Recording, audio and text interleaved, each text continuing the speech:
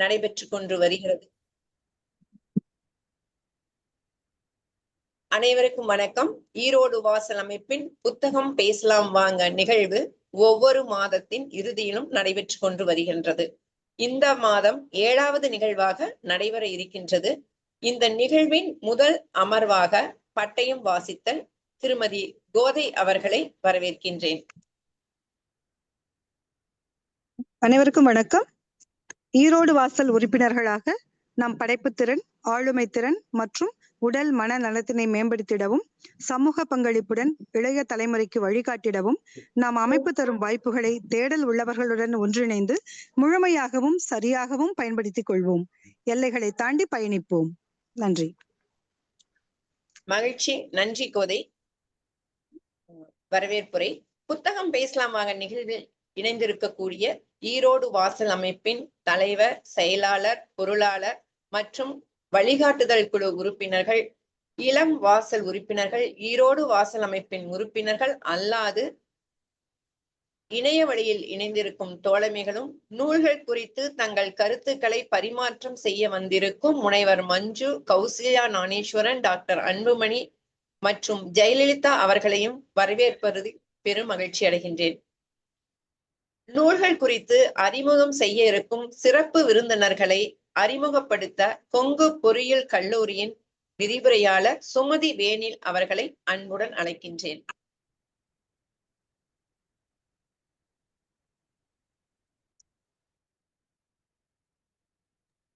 அனைவருக்கும் வணக்கம். புத்தகம் பேசலாம் வாங்க நிகழ்வின் முதல் புத்தகமாக சோமவல்லியப்பன் அவர்களின் இட்லியாக இருங்கள் புத்தகத்தை பற்றி தனது அனுபவங்களை நம்முடன் பகிர திருமதி டாக்டர் மஞ்சு அவர்களை அன்புடன் அழைக்கிறேன். அனைவருக்கும் எனது இரவு வணக்கத்தை தெரிவித்துக் கொள்கிறேன். என்னை ஈன்றெடுத்த என் அன்பிற்குரிய அன்னைக்கு முதல் வணக்கம். இணைய வழியில் பங்கேற்கும் எனது அருமை நண்பர்களாகிய ஈரோடு வாசல் குழுமங்கள் சார்ந்த உறுப்பினர்கள் இல்லாத விருந்தினர்கள் மற்றும் உறவினர்கள் அனைவரையும் வருக வருக என வரவேற்று என் வணக்கத்தை தெரிவித்துக் கொள்கிறேன். ஈரோடு வாசல் வாசிக்கிறது என்ற குழுமத்தில் புத்தகம் பேசலாம் வாங்க என்ற நிகழ்வில் என்னை கலந்து கொள்ள அனுமதி அளித்த அனைத்து உள்ளங்களுக்கும் எனது வணக்கத்தையும் மற்றும் நன்றியையும் தெரிவித்துக் கொள்கிறேன். இன்று நான் பேச உள்ள புத்தகத்தின் பெயர் எமோஷனல் இன்டெலிஜென்ஸ், இட்லியாக இருங்கள். இது சாப்பிடும் இட்லி அல்ல, சாதிக்க வைக்கும் இட்லி அப்படின்னு சொல்லிட்டு சோமவல்லியப்பன் ஆசிரியர் எழுதியிருக்காருங்க. இந்த தலைப்பை பார்த்த உடனே எல்லாருக்குமே ஒண்ணு தோணும், என்ன இட்லியாக இருங்க அப்படின்னு கூறியிருக்காரு, அப்ப கண்டிப்பா நாம படிக்கணும் அப்படின்னு நாம நினைச்சிருப்போம். இது எனக்கு ஏன் இந்த புக்கை வாசிக்கணும்னு தோணுச்சு அப்படின்னு பாத்தீங்கன்னா, நமது உறுப்பினர் இளங்கோ சார் அவர்கள் எங்களோட காலேஜ்ல எங்களுக்கு ஆசிரியர் தினத்தன்னைக்கு இந்த புக்கை வழங்கினாருங்க. அப்ப பாத்தீங்க அப்படின்னா இந்த புக்கை எல்லாரும் கொண்டு அலமாரியில அலங்கரிச்சிடாதீங்க, கண்டிப்பா படிங்க அப்படின்னு சொல்லி கொடுத்தாரு. அப்பவே நான் நினைச்சேன் இதை படிக்கணும் அப்படின்னு சொல்லிட்டு காலேஜ்லயும் இதை நான் பேசிட்டேன். அன்புமணி மேம் நீங்க பேசுங்க அப்படின்னு சொல்லி சொன்னாங்க. எங்க காலேஜ்ல நிகழ்ந்த நிகழ்வுலயும் நான் பேசிட்டேங்க. இது என்ன, இந்த புத்தகத்துல என்ன சிறப்பு அப்படின்னு பாத்தீங்கன்னா, இது ஒரு தன்னம்பிக்கை நூல் கிடையாதுங்க. என்னன்னா உங்களுக்கு இது அறிவியல் பூர்வமா நம்மள எல்லாரையும் சிந்திக்க வச்சு, உணர வச்சு, நம்மளுக்கு ஒரு அபார வெற்றியை தரக்கூடிய ஒரு அற்புதமான நூலாதான் இருக்கு. சோ இந்த நூலோட மெயினா இந்த புக்கை பாருங்க. இதுதான் உங்களுக்கு ஆசிரியர் எழுதிய புக்கு, எமோஷனல் இன்டெலிஜென்ஸ். தமிழில் முதலில் வெளியிட்ட நூல் எமோஷனல் இன்டெலிஜென்ஸ்ங்கிறது. கீழே பாத்தீங்கன்னா இட்லியாக இருங்கள் அப்படின்னு சொல்லியிருப்பாரு. சப்டே ஹைட்டில் உங்களுக்கு சின்னதா கொடுத்திருப்பாங்க, இது சாப்பிடும் இட்லி அல்ல, சாதிக்கும் இட்லி அப்படின்னு சொல்லிட்டு. இந்த நூலை பத்தின ஆசிரியரை கண்டிப்பா நாம சோமவல்லியப்பரை அவரை தெரிவிக்கணுங்க. என்ன காரணம் அப்படின்னு பாத்தீங்கன்னா, அவர் தொலைக்காட்சி மற்றும் பத்திரிகை துறை ஊடகங்களில் தொடர்ந்து இயங்கி வருகிறார். இவர் பல நூல்களை பல துறைகள் சார்ந்த, அதாவது பங்கு சந்தை வர்த்தகம், பொருளாதாரம், உணர்வு மேலாண்மை, சுய முன்னேற்றம், மனிதவள மேம்பாடு, நிதி நிர்வாகம் உள்ளிட்ட பல நூல்களையும் இவர் எழுதியுள்ளார்.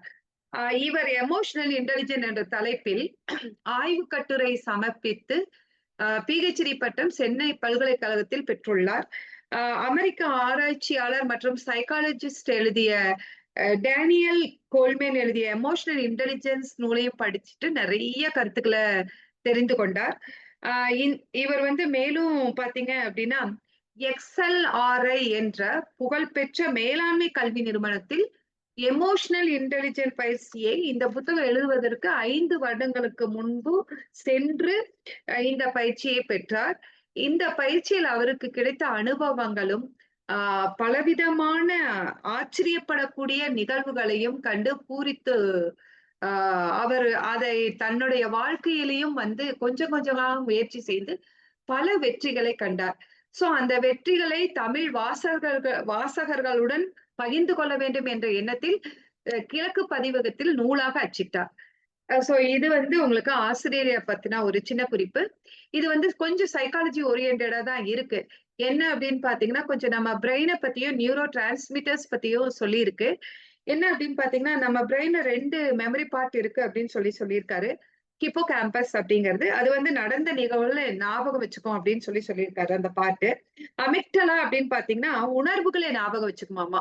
அமிக்டலா அப்படிங்கிறது என்ன அப்படின்னா பிரெயின்ல நம்ம 2 பக்கமும் பக்கவாட்டுல ஒரு சின்ன பாதாம் பருப்பு போல ஒரு கிளாண்ட் இருக்குங்க. அடுத்தது என்ன அப்படின்னு பாத்தீங்கன்னா மூளையில வந்து முக்கியமா 3 இடங்கள் இருக்கு அப்படின்னு சொல்லியிருக்காரு. Thalamus, visual cortex and amygdala. So thalamus அப்படிங்கிறது என்ன அப்படின்னா நம்ம அதாவது காது, கண்ணு, மூக்கு, நம்மளோட உடம்பு, நாக்கு இது மூலமா நம்ம செய்திகளை அறிஞ்சு அந்த செய்தி வந்து பாத்தீங்க அப்படின்னா விஷுவல் கார்டெக்ஸ் மூலமா அனுப்பப்படுகிறது.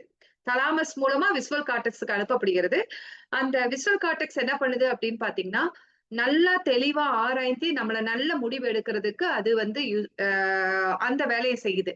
அடுத்தது என்ன அப்படின்னா அந்த தெளிவா ஆராய்ந்து எடுக்கும் போது உணர்வு பூர்வமா இருந்தது அப்படின்னா அமிக்டலாவுக்கு அந்த செய்தியை அனுப்பி வச்சிருது. அமிக்டலா தான் வந்து உங்களுக்கு உணர்ச்சி பொங்க வந்து உங்களுக்கு வந்துட்டு செய்யற வேலையெல்லாம் அதுதான் பாக்குது. அடுத்தது என்ன அப்படின்னு பாத்தீங்கன்னா நியோ கார்டெக்ஸ் அப்படிங்கிற ஒரு வார்த்தை சொல்றாரு. அடுத்தது வந்து அமிக்டலா. நியோ கார்டெக்ஸ் அப்படிங்கிறது இன்டெலிஜென்ஸ் அறிவை குறிக்குது அப்படின்னு சொல்றாரு. அமிக்டலா அப்படிங்கிறது பாத்தீங்கன்னா உணர்ச்சி தான். எமோஷனல் ஹைஜாக் அப்படிங்கிற வேர்ட் எல்லாம் யூஸ் பண்ணியிருக்காரு. எமோஷனல் ஹைஜாக் அப்படிங்கிறது என்ன அப்படின்னா உங்களுக்கு வந்துட்டு நம்ம அறிவை தாண்டி நம்ம உணர்ச்சிகள் என்ன தூண்டுதோ என்ன செய்ய சொல்லுதோ அதை செஞ்சறதுதான் வந்துட்டு எமோஷனல் ஹைஜாக் அப்படிங்கறதெல்லாம் சொல்லியிருக்காரு. சோ இந்த புக்ல பாத்தீங்க அப்படின்னா 15 தலைப்புகளை உங்களுக்கு வந்து கொடுத்திருக்காருங்க. 15 தலைப்புகள் அப்படின்னு பார்க்கும்போது அது உங்களுக்கு வந்து என்னென்ன தலைப்புகள் அப்படிங்கறத நான் ரீட் பண்றேன். கங்குலி முதல் உமாபாரதி வரை இட்லியின் பெயர் எமோஷனல் இன்டெலிஜென்ட். ஐக்கு சோறு போடும், இட்லி விருந்து வைக்கும், ஆவியா சாதமா, ஒரே ஒரு கணம், அவசரம் பரம அவசரம், அண்ணன் amygdala, Tendulkar technology, feeding bottle தத்துவம், ஒன்று வேணுமா 2 வேணுமா, கண்டபடி கடிதத்தின் திட்டுங்கள், நானாவே நம்பர் 1, அடித்து ஆடுங்கள், சிரிப்பாக சிரித்த டாக்டர், இட்லி ரெடி. இந்த மாதிரி 15 தலைப்புகளை உண்மையான நிகழ்வுகளை தொகுத்து வழங்கியுள்ளார். இதுல பாத்தீங்க அப்படின்னா பொதுவா நம்ம எல்லாருமே வந்து கேள்விப்பட்டிருப்போம். நம்ம எல்லாருக்கிட்டையுமே எல்லாருமே சொன்னது என்ன அப்படின்னா நல்லா படி, நல்ல வேலைக்கு போ, நல்ல மார்க் எடு, நல்ல பெரிய ஆளா வருவ அப்படின்னு சொல்லியிருப்பாங்க. நாமளும் பாத்தீங்க அப்படின்னா நல்லா படிச்சிருப்போம், நல்ல மார்க் எடுத்து நல்ல வேலைக்கு போயிருப்போம். ஆனா பெரிய சாதனையாளரா மாறினோமா அப்படின்னு பாத்தீங்கன்னா அது வந்து எல்லாருக்கும் நடக்கிறது இல்ல, சில பேத்துக்கு தான் நடக்குது. அதுக்கு என்ன காரணம் அப்படின்னு பாத்தீங்கன்னா அது நமக்கு தெரியல. ஆனா அது ஆசிரியர் வந்து ரொம்ப தெளிவா கொடுத்திருக்காருங்க. அதனால இது ரொம்ப முக்கியமான ஒரு புக்ஸா நான் வந்து நினைக்கிறேன்.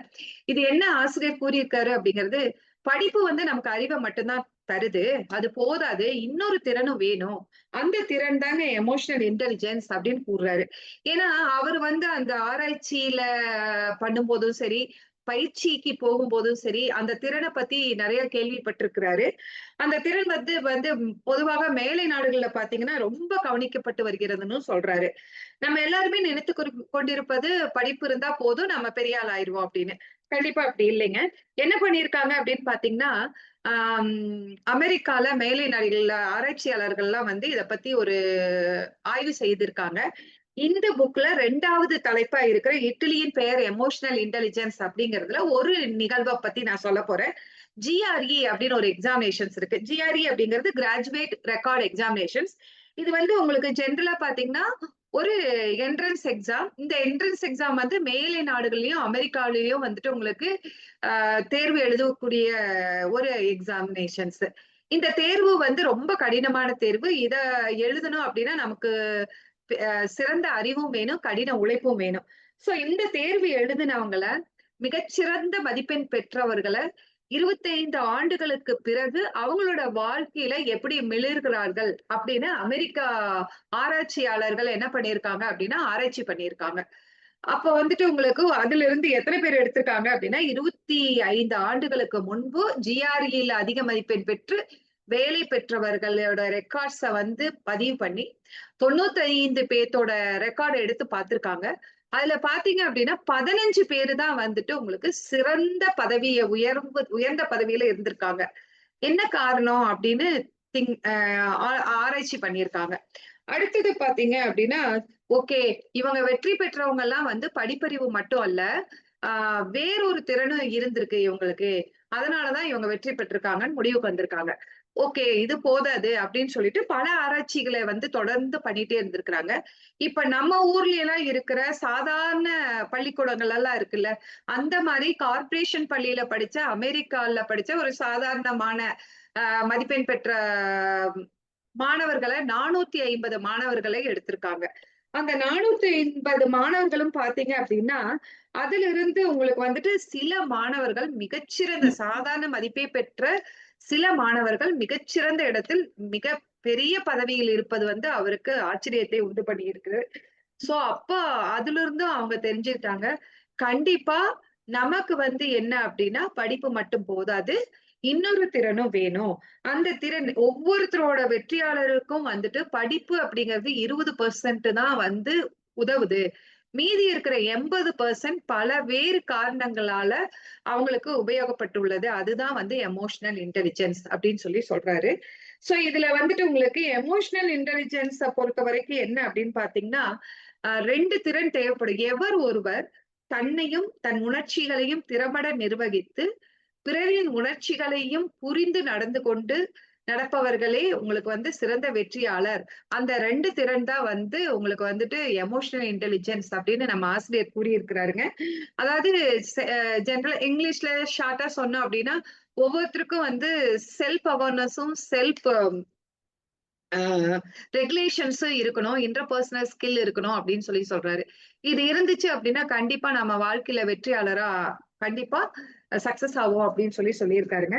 சோ இந்த இடத்துல நமக்கு எல்லாருக்குமே ஒரு பாடல் நினைவுக்கு வரணும். அந்த பாடல் பாத்தீங்கன்னா தமிழ் திரைப்படத்துல அன்னைங்கிற திரைப்படத்துல கண்ணதாசன் எழுதிய ஒரு பாடல் தான். அது சந்திரபாபு பாடியிருக்காரு. இதுல பாருங்க, புத்தியுள்ள மனிதரெல்லாம் வெற்றி காண்பதில்லை, வெற்றி காண்பதில்லை. வெற்றி பெற்ற மனிதரெல்லாம் புத்திசாலி இல்லை, புத்திசாலி இல்லை. இது வந்து இந்த இடத்துக்கு ரொம்ப பொருத்தமா இருக்கும் அப்படின்னு நான் நினைச்சிருக்கேன். சோ ஜென்ரலா வந்துட்டு உங்களுக்கு எமோஷனல் இன்டெலிஜென்ஸ் அப்படின்னு சொன்னா, எமோஷன் அப்படிங்கிறது உணர்ச்சி, இன்டெலிஜென்ஸ் என்றா புத்திசாலித்தனம்.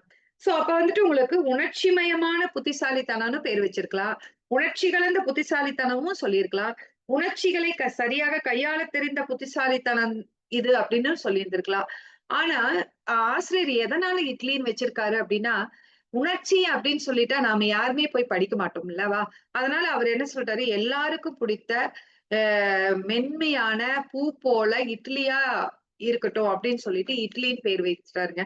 வேணும்னா உங்க இஷ்டத்துக்கு நீங்க வந்துட்டு சச்சின்னு பேர் வைங்க, ஐஸ்வர்யான்னு வச்சுக்கோங்க, இப்படி எல்லாம் சொல்லியிருக்காருங்க. அந்த இடத்துக்கு நீங்க எந்த பேர் வேணாலும் வச்சுக்கலாம் அப்படின்னு சொல்லியிருக்காரு. சோ இப்போ ஒவ்வொருத்தரும் பாத்தீங்க அப்படின்னா இட்லி ரெடி அப்படிங்கிற ஒரு 15வது தலைப்பு இருக்குதுங்க. அதுல என்ன அப்படின்னு பாத்தீங்கன்னா, நம்ம ஒவ்வொருத்தரும் எப்படி இருக்கணும், அந்த 80% எமோஷனல் இன்டெலிஜென்ஸா இருக்கணும் அப்படின்னா நம்ம மனசை சுத்தமா வச்சுக்கணும், தன்னை பற்றி நல்ல மதிப்பீடு வச்சிருக்கணும், அடுத்தவர்களை பற்றி புரிந்து கொள்ளுதல், நாசுக்கா நடந்து கொள்ளுதல், கோபத்தை கட்டுப்படுத்தணும், அடுத்தது கட்டுப்பாட்டில் நம்மளை வச்சுக்கணும், கணக்கு போட்டு காய் நகர்த்துதல், இப்படி எல்லாம் வந்து உங்களுக்கு வந்து சொல்லியிருக்காரு. அதுதான் வந்து அந்த 80% எமோஷனல் இன்டெலிஜென்ஸ் அப்படின்னு சொல்லியிருக்காரு. சோ இதெல்லாம் இருந்துச்சு அப்படின்னா நாம வந்து ஒரு வெற்றியாளரா சாதனையாளரா மாறுவோம் அப்படின்னு சொல்லியிருக்காரு. இதே வந்து நெகட்டிவ் ஆஸ்பெக்ட்ஸ்ல பார்க்கும்போது என்ன அப்படின்னு பாத்தீங்கன்னா, உணர்ச்சி அப்படிங்கிறது எல்லாருக்கும் இயற்கையா வரக்கூடிய ஒரு உணர்ச்சி. இயற்கையா நம்மளோட பாடியில வர்றதுதான். உணர்ச்சி பொங்க நமக்கு வந்து வரும். அத வந்து நம்ம அடக்கலாம்னு சொல்லலாமா அப்படின்னா, அடக்கவும் கூடாது, அடக்கணும்னு சொல்லக்கூடாது. அது அது வந்து நம்மளோட வாழ்க்கைக்கு சில வண்ணங்கள சேர்க்கக்கூடியதுதான் உணர்ச்சி. ஏன்னா கோபங்கள், ஆ ச நமக்கு வந்து மகிழ்ச்சி, துன்பங்கள் இந்த மாரி நெறைய இருக்கு. நம்ம அந்த ஸ்மைலி பிக்சர் போட்டுட்டு போயிட்டு இருக்கிறோம் அல்லவா? சோ இதுல பாருங்க, அந்த உணர்ச்சிகள நாம வந்து அடக்கக்கூடாது. அடக்குங்கன்னு சொல்லவும் கூடாது. அது என்னன்னா, நம்ம வந்து எப்படி ஒரு காஃபிக்கு சர்க்கரை போடுற மாரி, ஒரு சாம்பாருக்கு உப்பு போடுற மாரி, நமக்கு தேவைக்கேற்ப அந்த உணர்ச்சிகள வந்து நம்ம வந்து யூஸ் பண்ணணும் அப்படின்னு சொல்லலாம். கொஞ்சம் கூடுதலாகவோ, குறைச்சலாகவோ தேவைக்கேற்ப யூஸ் பண்ணா போதும் அப்படின்னு சொல்லி நம்ம ஆசிரியர் சொல்லியிருக்காருங்க. ஏன்னா, அ இதுல நெகட்டிவ் ஆஸ்பெக்ட்ஸ்ல ஒரு ஸ்டோரி இருக்கு. ஒண்ணு என்ன அப்படின்னு பார்த்தீங்கன்னா, டாக்டர் செரியன் அப்படின்னு சொல்லிட்டு ஒரு இந்தியாவோட ஹார்ட் ஸ்பெஷலிஸ்ட் ரொம்ப ஃபேமஸ்ங்க. 50 இயர்ஸ் வந்து உங்களுக்கு வந்து அவரோட சர்வீஸ்ல இருந்திருக்காரு. ஆனா 85 இயர்ஸ்ல அவரோட 85வது வயதுல என்ன பண்ணியிருக்காரு அப்படின்னா, மாடியிலிருந்து விழுந்து சூசைட் பண்ணிட்டாருங்க. ஏன் அப்படி செஞ்சாரு? அடுத்தது பாருங்க இன்னொரு ஸ்டோரி. அடுத்தது வந்துட்டு உங்களுக்கு பல வெற்றி படங்கள தயாரித்த ஜிவி என்கிற ஜிவி வெங்கடேசன். அவரு என்ன பண்ணிட்டாருன்னா, ஒரு நாள் ஃபேன்ல வந்து தூக்கு போட்டு இறந்துட்டாரு. அவரு வந்து உங்களுக்கு திரையுலகத்துல பல ஏற்ற இறக்கங்களை எல்லாம் பார்த்திருப்பாரு. அவரு ஏன் அப்படி செய்தாரு? அப்படின்னு நம்ம யோசிக்கணும். அடுத்தது என்ன அப்படின்னு பார்த்தீங்கன்னா, ஒரு பாரதிய ஜனதாவோட உயர்மட்ட கூட்டம் வந்து நடக்குது. அங்க வந்து முன்னாள் பிரதமர் வாஜ்பாய் இருக்காங்க. பல சீனியர் கட்சி தலைவர்கள் இருக்காங்க. அத்வானி இருக்கிறாரு. அன்றைய செயலாளர் அப்போதைய செயலாளரான உமா பாரதி இருக்காங்க. சோ உமா பாரதி என்ன பண்ணிருக்காங்கன்னா, அத்வானிய பற்றி தவறா பேசியது குறித்து அங்க விவாதம் நடந்திருக்குது அந்த கூட்டத்துல. அப்ப என்ன பண்ணிருக்காங்கன்னா, அத்வானியோட அபிமானிகள்லாம் ரொம்ப அப்படியே கொதிப்புல இருக்காங்க. சோ அப்ப வந்துட்டு உங்களுக்கு கொதிப்புல இருக்கும்போது அவங்க எல்லாருமே வந்து உமா பாரதிய வந்து என்ன பண்ணியிருக்காங்க அப்படின்னா, ஆ அவரு பேசியது தவறு. அவங்கள கண்டிக்கணும் அப்படின்னு சொல்லி அந்த அறிக்கையில வெளியிட்டிருக்காங்க. அப்ப உமா அ பாரதிக்கு வந்து ரொம்ப கோபம் வந்து என்ன பண்ணிட்டாங்கன்னா, அந்த அறிக்கைய அப்படி கிழிச்சு, ஆ நேரா போய் அத்வானி முகத்துல விட்டு எறிஞ்சுட்டு வந்துட்டாங்க. உமா பாரதி பாத்தீங்கன்னா, ஆக்சுவலா சாந்த சொரூபியா காட்டிக்குவாங்க. அப்புறம் வந்துட்டு அவங்க துறவி வாழ்க்கைய கையாள்றவங்க.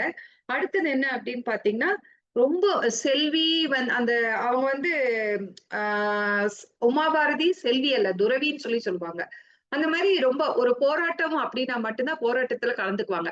அப்படி இருந்தவரு ஏன் இந்த மாரி நடந்துக்கிட்டாங்க? அவ்ளோ பெரிய கூட்டத்துல அப்படின்னு பாத்தீங்கன்னா, இது எல்லாமே வந்து நமக்கு வந்து நம்மளோட உணர்ச்சியோட வேகம் தான் இதுங்க. நம்ம அதுக்கப்புறம் யோசிச்சு பார்க்கும்போது என்ன பண்ணுவோம் அப்படின்னு பார்த்தீங்கன்னா, நமக்கே அது வேடிக்கையா இருக்கும், சிரிப்பா இருக்கும். பல விதத்துல நமக்கு அது ப்ராப்ளமா கூட போயிரலாம். அந்த உணர்ச்சி என்ன சொல்றாரு தெரியுங்களா ஆசிரியரு? அவர்தாங்க நம்ம பங்காளி அப்படின்னு சொல்லி சொல்றாரு. சோ அந்த பங்காளிய நம்ம எப்படி கையாளணும் அப்படிங்கிறது நம்ம எல்லாருக்கும் தெரியும் அல்லவா? அதனால பார்த்தீங்கன்னா அப்படின்னா, நம்ம அந்த உணர்ச்சிய நம்ம வாழ்க்கையில நமக்கு வரும்போது, அந்த கட்டத்துக்கு தகுந்த மாரி, கொஞ்சம் கூடுதலாவோ, குறைச்சலாவோ நம்ம வந்து கையாண்டுகிட்டோம் அப்டின்னா, நம்ம எல்லாருக்கும் பிடித்த மெதுவெதுப்பான, அதாவது மெதுமெதுன்னு மென்மையான பூ போல இட்லியாக மாறுவோம் அப்டின்னு சொல்லி சொல்றாரு.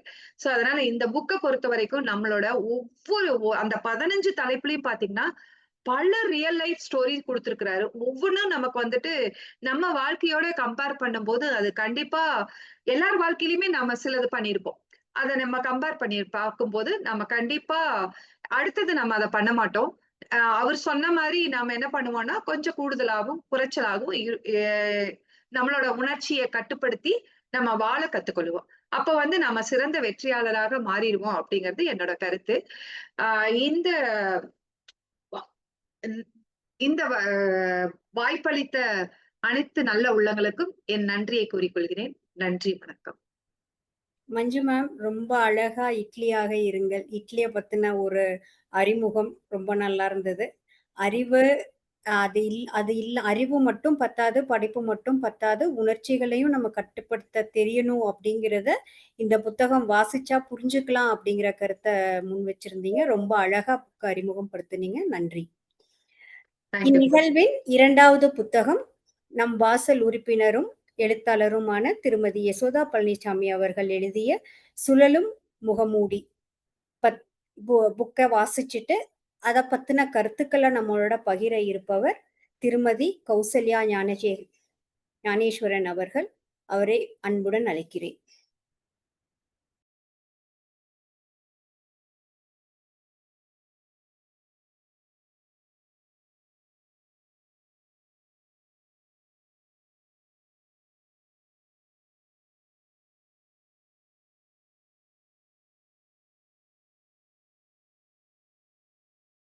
கௌசல்யா, நீங்க உங்க மைக்க மியூட் பண்ணணும், அன்மியூட் பண்ணணும்.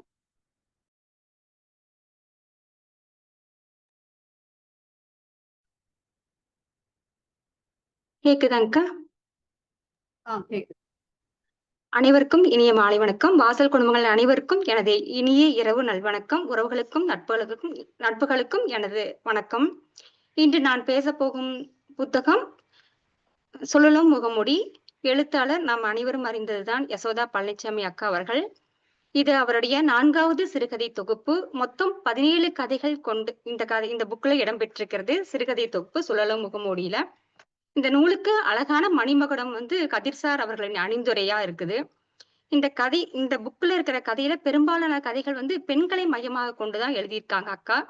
இதுல ஃபர்ஸ்ட் என்னென்ன கதையை எழுதியிருக்காங்கன்னா, பெண்களை மையமாக கொண்டு வேப்பமர பூக்கள், வனவாசம், கனவுகள் மெய்ப்படும், பிளீஸ் புரிஞ்சுக்கோங்க, பெருமாள் சாமியும் வானதியும், பிறப்பென்ற பெருவரம், சுழலும் முகமூடி, கண் திறக்கிறாள் காந்தாரி, அவளுக்கென்று ஒரு காதல், அக்கறைக்கு இக்கரை அழகு, எல்லாமே பெண்களை சுற்றிய இந்த மன உணர்வுகளையும் வாழ்க்கை அனுபவங்களையும் சித்தரித்து எழுதியிருக்காங்க.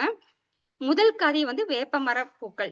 வேப்பமரம் பறவையின் எச்சத்தில் இருந்து விழுந்து விதையில வளர்ந்து பறவைகள் இளைப்பாறுவதற்கு தன் கிளைகளை விரித்து பரப்புகிறது அப்படின்னு ஃபர்ஸ்ட் ஆரம்பிச்சு, ஆனா அத மனிதன் அவங்க தேவைக்காக எப்படி வெட்டி வீழ்த்துறாங்க, அதை நாம பார்த்துட்டு ஒண்ணுமே செய்ய முடியாம மன வருத்தத்தோட தான் பாக்குறோம் அப்படின்னு சொல்றாங்க.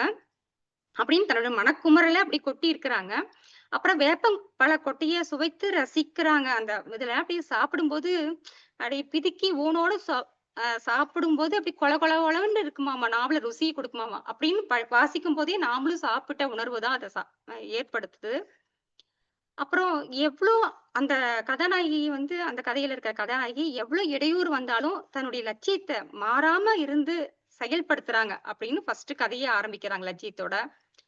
2வது இதுல கனவுகள் மெய்ப்படுங்கிற கதையில பெண்கள் சாதனை செய்யணும்னு ஆசை மட்டும் படக்கூடாது, அதற்கான முயற்சியும் உழைப்பையும் தெளிவா செயல்படணும் அப்படிங்கறத நல்லா உணர்த்துறாங்க. செகண்ட் கதை வெள்ளச்சிங்கிற கதையில நாய்க்குட்டியோட தாய்மை உணர்வை அப்படியே அழகா சொல்லியிருக்காங்க. அந்த நாய்க்குட்டியோட பாசம், குழந்தைங்களோட மகிழ்ச்சி, அதோட சில மனிதர்கள் தாய்மை இருந்தாலும் உணர்ச்சியற்ற சில மனிதர்கள் இருக்காங்க. அந்த உணர்வையும் நாய்க்குட்டியின் தாய்மையும் 2யும் விவரிச்சு அழகா அந்த கதை சொல்லியிருக்காங்க. 3வது சைக்கிள் முனி சைக்கிள் கடை. அந்த கதையை படிக்கும்போது சிறுவர்களோட மன ஓட்டம், சைக்கிள் ஓட்டும்போது சிறுவர்கள் என்னென்ன பண்ணுவாங்க, அவங்க சைக்கிள் ஓட்டும்போது எவ்வளவு ஆசைப்பட்டு சைக்கிள் ஓட்டுவாங்க, அவங்களோட சின்ன சின்ன ஆசைகள் என்ன, சின்ன சின்ன உற்சாகம் எப்படி இருக்கும், அதையெல்லாம் உயிரோட்டத்தோட அப்படியே எழுதியிருக்காங்க. அடுத்தது பவனம்ங்கிற கதை எனக்கு ரொம்ப பிடிச்சிருந்துச்சு. அந்த கதை வயதான பிறகு மனநிலை எப்படி மாறுது, அந்த மாறும்போது தனிமை எவ்வளவு கொடியது என்பதையும் நெகிழ்ச்சியாக அப்படி சொல்றாங்க.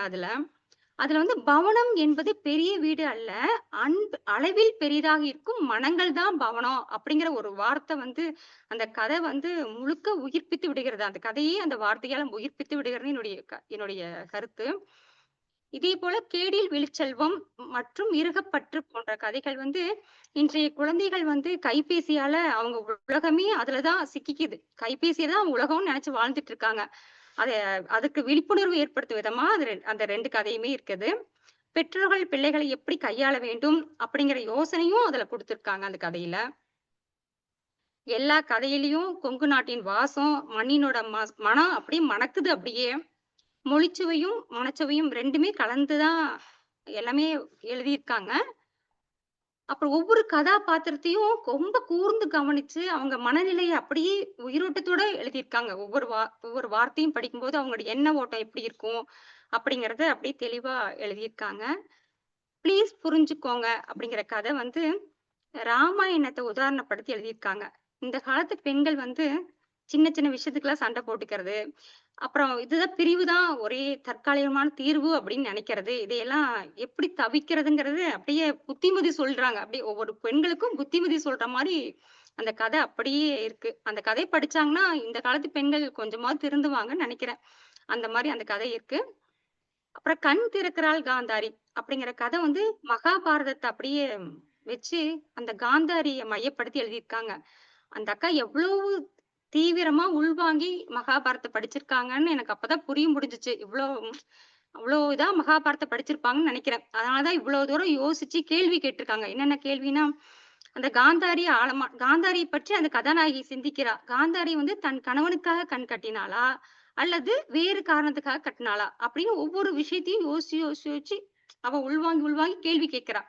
அந்த மாரி கேள்வி கேட்கும்போது, அந்த சிந்தனை வந்து நம்முடைய மனசுலயும் உள்வாங்குது அப்படியே. நம்மளையும் உள்வாங்க செய்யுது அந்த கதை. அடுத்தது வனவாசம் கதை வந்து, ஒரு பெரிய காரியம் நடந்தா அந்த வீடு எப்படி இருக்கும்? அந்த இலவு வீடு. அந்த வீட்ல இருக்கவங்க மனுஷங்கலாம் எப்படி பேசிப்பாங்க?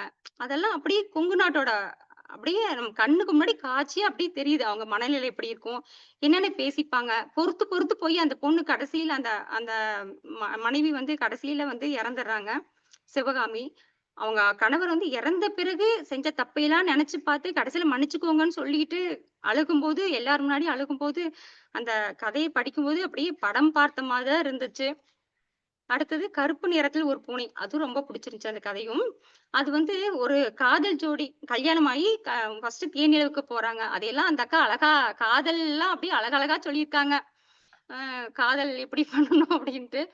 அப்புறம் அந்த கதையில வந்து அந்த நாமளும் கொடைக்கானல்லாம் போவோம். போகும்போது அந்த மரத்தையெல்லாம் கட்டி பிடிக்கணும்னு ஆசை இருக்கும். ஆனா, அத மட்டும் தான் படத்துலலாம் காமிப்பாங்க கட்டி பிடிக்கிற மாரி. அந்த அக்கா சொல்லியிருக்காங்க, அந்த அந்த கட்டி பிடிக்கும்போது எப்படி இருக்குமாமா, வழுவழுன்னு சொரசொரப்பா அதெல்லாம் இருக்குமாமா. பாசி படர்ந்து இருக்குமாமா. அப்படின்னு சொல்லியிருக்காங்க. அது ரொம்ப நல்லா இருந்துச்சு, அந்த கதை. அப்புறம் அந்த கதையில வந்து இயற்கையின் அழகும் ஒரு கற்பனை உலகம் மாதிரி இருந்துச்சு அது.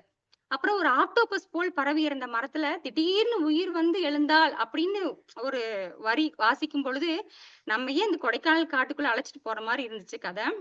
அப்புறம் அந்த கதைகள்ல வரும் இல்லைங்க பேர் எல்லாம், அந்த காலத்து கதையா இருந்தா முனுசாமி, முனியப்பன், பெருமாள் சாமின்னு பேர் வச்சிருக்காங்க. இந்த காலத்து பிள்ளைங்கன்னா சுபனேசு, செழியன் அப்படிங்கலாம் பேர் வச்சிருந்தாங்க. ரொம்ப நல்லா இருந்தது. கதைக்கு தகுந்த மாரி அந்த ஓட்டத்துக்கு தகுந்த மாரி பேர் வச்சிருந்திருக்காங்க. ஒவ்வொருடைய எண்ணத்தையும் எப்படி படிச்ச மாரி இருந்தது. ஒரு பெண்களோட மன ஓட்டம் எப்படி இருக்கும்? அவங்க என்னென்ன யோசிப்பாங்க? அதையெல்லாம் அப்படியே படிச்சு அப்படியே எழுதியிருக்காங்க. நாமலாம் ஒரு கதை எழுதுறோம்னா, இத்தன விஷயம் யோசிக்கணுமா? அப்படின்னு ஒவ்வொரு வார்த்தையும் படிக்கும்போது, ஓ! இவ்ளோ யோசிக்கணும். கதை எழுதுறது சாதாரணம் இல்ல. ஒவ்வொரு விஷயத்த அனுபவிச்சு ஆராய்ஞ்சு பார்த்து தான் நம்ம கதை எழுதணும். சும்மா கதை எழுதுறோம்ன்னுலாம் எழுத முடியாது. அப்படிங்கிறது எனக்கு ஒவ்வொரு கதையும் படிக்கும்போது நான் யோசிச்சுட்டு புரிஞ்சுட்டே தான் படிச்சுட்டு இருந்தேன். அடுத்தது சுழலும் முகமூடிங்கிற கதையில வந்து, பெண்கள் வந்து எல்லாரும் மனசுக்குள்ளேயே பூட்டி வச்சுப்பாங்க. நெறைய விஷயத்த வெளியில சொல்ல முடியாது. சொல்லவும் முடியாத நெறைய ரகசியமான விஷயங்கள் இருக்கும். அந்த விஷயத்த அப்படியே எழுதியிருக்காங்க. அது எப்படியும் பெண்களோட மனச பெண்கள் தான் அறிய முடியும் அப்படிங்கிற ஒரு காரணமா என்னமோ தெரியல. அந்த கதைய படிக்கும்போது எப்புட்றா மனசுக்குள்ள இருக்கிறது அப்படியே தெரியுதே அப்படிங்கிற மாதிரி தான் இருந்தது. அந்த கதை படிக்கும்போது, அப்படியே முகமூடி கால ஓட்டத்துல முகமூடி சுழன்று கொண்டே இருக்கும் அப்படிங்கிறத சுழலும் முகமூடின்னு நெனைக்கிறேன். மொத்தத்துல சொல்லணும்னா, சுழலும் முகமூடி வாசிக்கும் பொழுது, நம்முடைய முகமூடி உறிஞ்சு தான் போயிருது.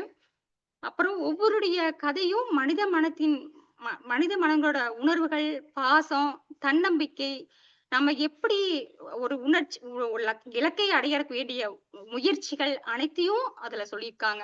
எல்லாமே அதுல இருக்கு. குழந்தைங்க எப்படி இருந்துக்கணும், பெரியவங்க எப்படி நடந்துக்கணும், இல்ல கல்யாணம் சின்ன பொண்ணுங்க எப்படி நடந்துக்கணும், எல்லாமே அதுல இருக்கு. இந்த கதைய படிச்சோம்னா, நம்மளுடைய கொங்கு நாட்டு வாசம் தான் அந்த கதை. யசோதா பழனிச்சாமி அக்கா அவர்களின் இந்த நூலின் மூலம் இது எனக்கு ஒரு கண்ணாடி. இது நம்மை நாமே பார்க்கும் ஒரு அனுபவமா இருக்குது. இது எனக்கு ஒரு கண்ணாடி மாரி தான் இந்த புக்கு.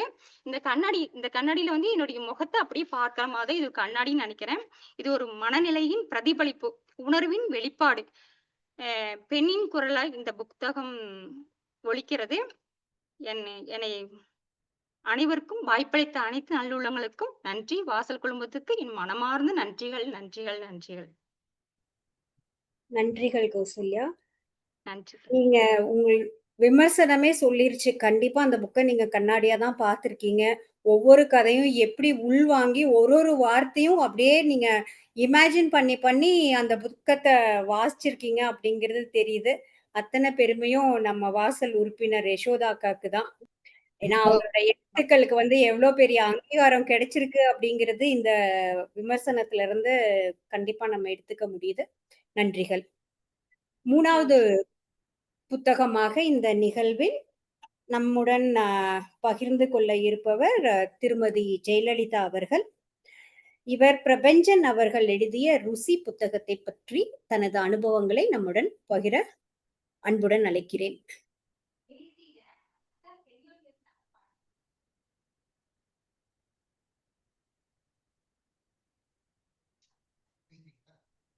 ஜெயலலிதா அக்கா.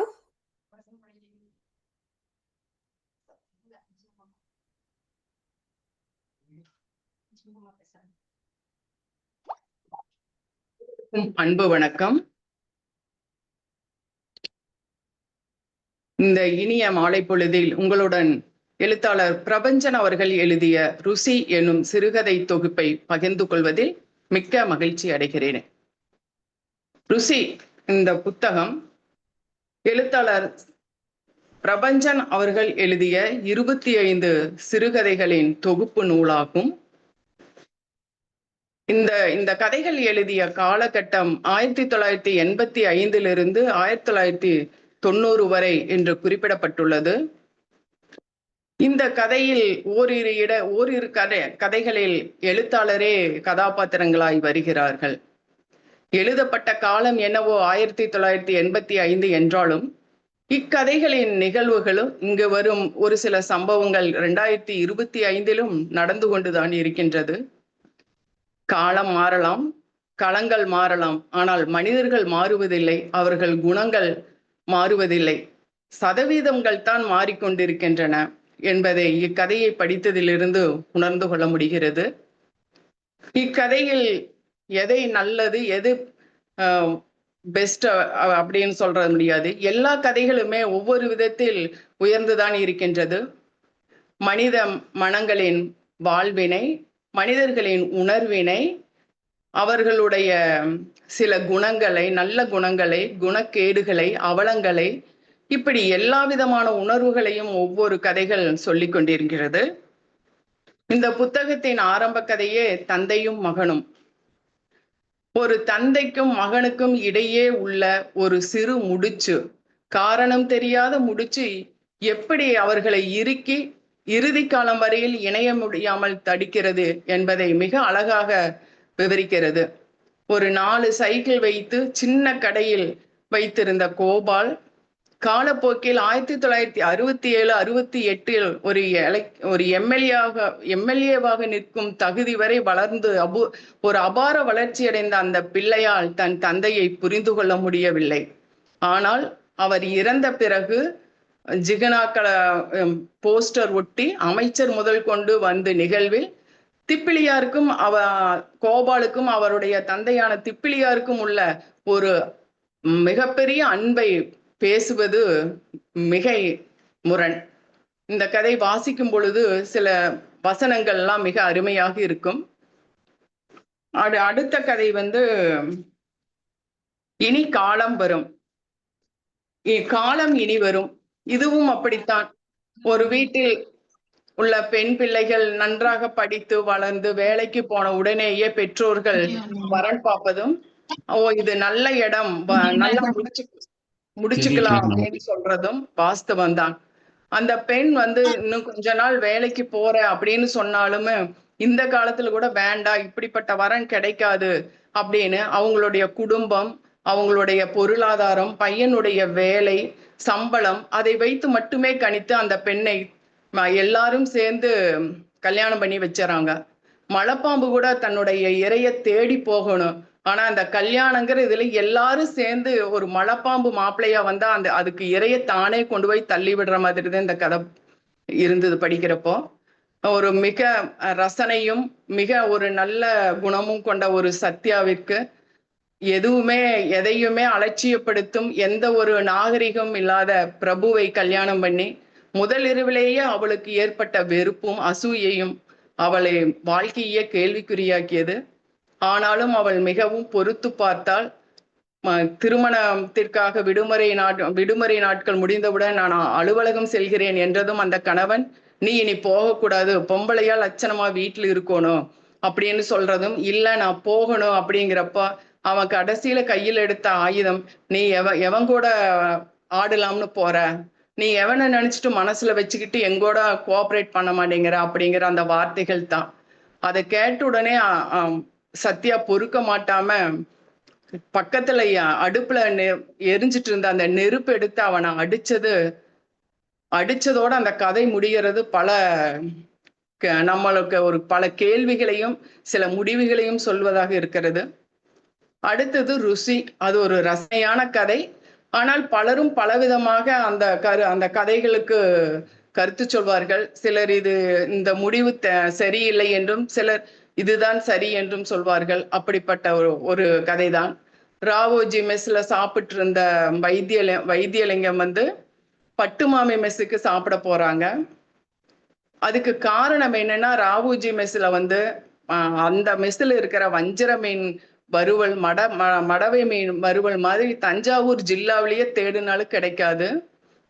ஆனாலும் வைத்தியலிங்கத்துக்கு அந்த மெஸ் சாப்பிட்றதுக்கு பிடிக்கல. அதுக்கு அவங்க தோழர்கள் ஏன் இதை விட வேற மெஸ் என்ன, ஏன் உனக்கு பிடிக்கல அப்படிங்கிறப்போ அந்த வைத்தியலிங்கம் சொல்ற காரணங்கள் சிரிப்புக்குள்ளானதும் சொல்லலாம், இல்ல அவரோட ரசனைக்கு அது சரிப்பட்டலையோன்னு நினைக்கலாம். அதுக்கு காரணம் அவர் சொல்றாரு, தஞ்சாவூர் தாட்டலையை போட்டு வறுவல் அவியல் எல்லாம் பரிமாறின உடனே ராவுஜி அப்படியே மழை மாதிரி சாப்பாட்டு கொண்டு சூடா இலையில கொட்டுறாரு. அந்த ஆவி மூஞ்சில அடிச்சு அந்த சரி பண்றதுக்குள்ளேயே சாம்பார அப்படியே ஊத்துறாரு. அது வலிஞ்சு ஓடுறத சரி கட்டி வர்றதுக்குள்ள 2ஆம் சுத்து அவியல் பொரியல் எல்லாம் வந்துருது. அதையெல்லாம் ஒரு வழியா சமாளிச்சு சாப்பிட்டு முடிக்கிறதுக்குள்ள ரசத்தை ஊத்துறப்ப அது ஓடுது இலையில.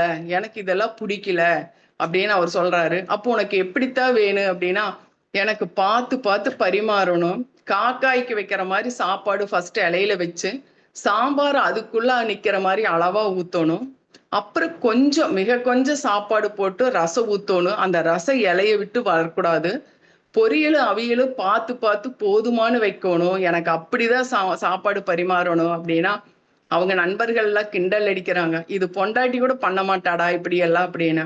ஆனாலும் இவர் விடாப்பிடியா மெஸ்ஸுக்கு போறாரு. ராவோஜி மெஸ்ஸை விட்டு பச்சை மாமி மெஸ்ஸுக்கு போறாரு. அங்க ஆனா 3 பேரும் போய் கொஞ்ச நாள் சாப்பிடுறாங்க. அவங்க நண்பர்கள்னால அது தாக்கு பிடிக்க முடியல.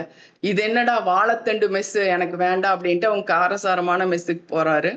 ஆனா இவரு தொடர்ந்து அந்த பச்சை மாமி மெஸ்ல தான் சாப்பிட்டு இருக்காரு. கடைசியில இந்த கதை எப்படி முடியுதுன்னா, தீபாவளிக்கு ஊருக்கு போகாம இருக்கிற இந்த வைத்தியலிங்க பச்சை மாமி மெஸ்ல சாப்பிட போற அப்படி. அப்ப அந்த அன்னைக்கு நைட்டு சாப்பிட்டு முடிச்சதுக்கு அப்புறம் அவரு சொல்றாரு, கொஞ்சம் மொட்டை மாடிக்கு போங்களே, பேசிட்டு இருந்துட்டு போகலாம் அப்படின்னு சொல்றாங்க. இவங்க மேல போறாங்க. அடுத்த நாள் வெடிஞ்சது. அப்பா பச்சை மாமி பெட்ல கொஞ்சம் எல்லாம் உடை களைஞ்சு படுத்துட்டு இருக்கா. இவரு எந்திரிச்சு சத்தம் இல்லாம அவங்க வீட்டை விட்டு வெளியேறாரு அப்படின்னு சொல்றாங்க. கடைசியில 2 பேருமே தப்பு பண்றாங்க. அது பச்சை மாமி இவர் சொல்றாரு, நான் உங்களை பயன்படுத்திட்டோனோ அப்படின்னு மன்னிப்பு கேட்கறாங்க. அது பச்சை மாமி சொல்ற அப்படி இல்ல, நான் சின்ன வயசு பையனை என்னோட அகோர பசிக்கு பயன்படுத்திட்டனோ அப்படின்னு அவங்க கேட்டு மன்னிப்பு கேட்கறாங்க. 2 பேருமே தன்னோட தவறுகளை உணர்ந்து புரிஞ்சு நான் மட்டுமே காரணம் இல்லைன்னு ஒருத்தர் மேலேயே தப்ப தள்ளாம 2 பேருமே பொறுப்பெடுத்துக்கிறாங்க. சோ இந்த கதை சிலருக்கு பிடிக்குது, சிலருக்கு பிடிக்காமையும் போகுது. அடுத்த கதை அடின்னு இன்னொரு கதை வருது. அந்த அடி அப்படிங்கிற அந்த கதை ஒரு தந்தைக்கும் மகனுக்குமான ஒரு தகவல் பத்தி சொல்லுது. எப்பவுமே அந்த ராஜான்ற ஒரு பையன் அவன் தன்னோட அப்பாட்ட கேட்கிற அப்படி, அப்பா எனக்கு பணம் வேணுப்பா, நான் அப்படிங்கிற, எதுக்குடா வாங்குற, எதுக்கு கேட்கிற அப்படின்னு சொல்றப்போ அந்த பையன் சொல்றான், எனக்கு மேப் வாங்கணும்ப்பா அப்படின்னு, அட்லஸ் வாங்கணும் அப்படின்னு சொல்றான்.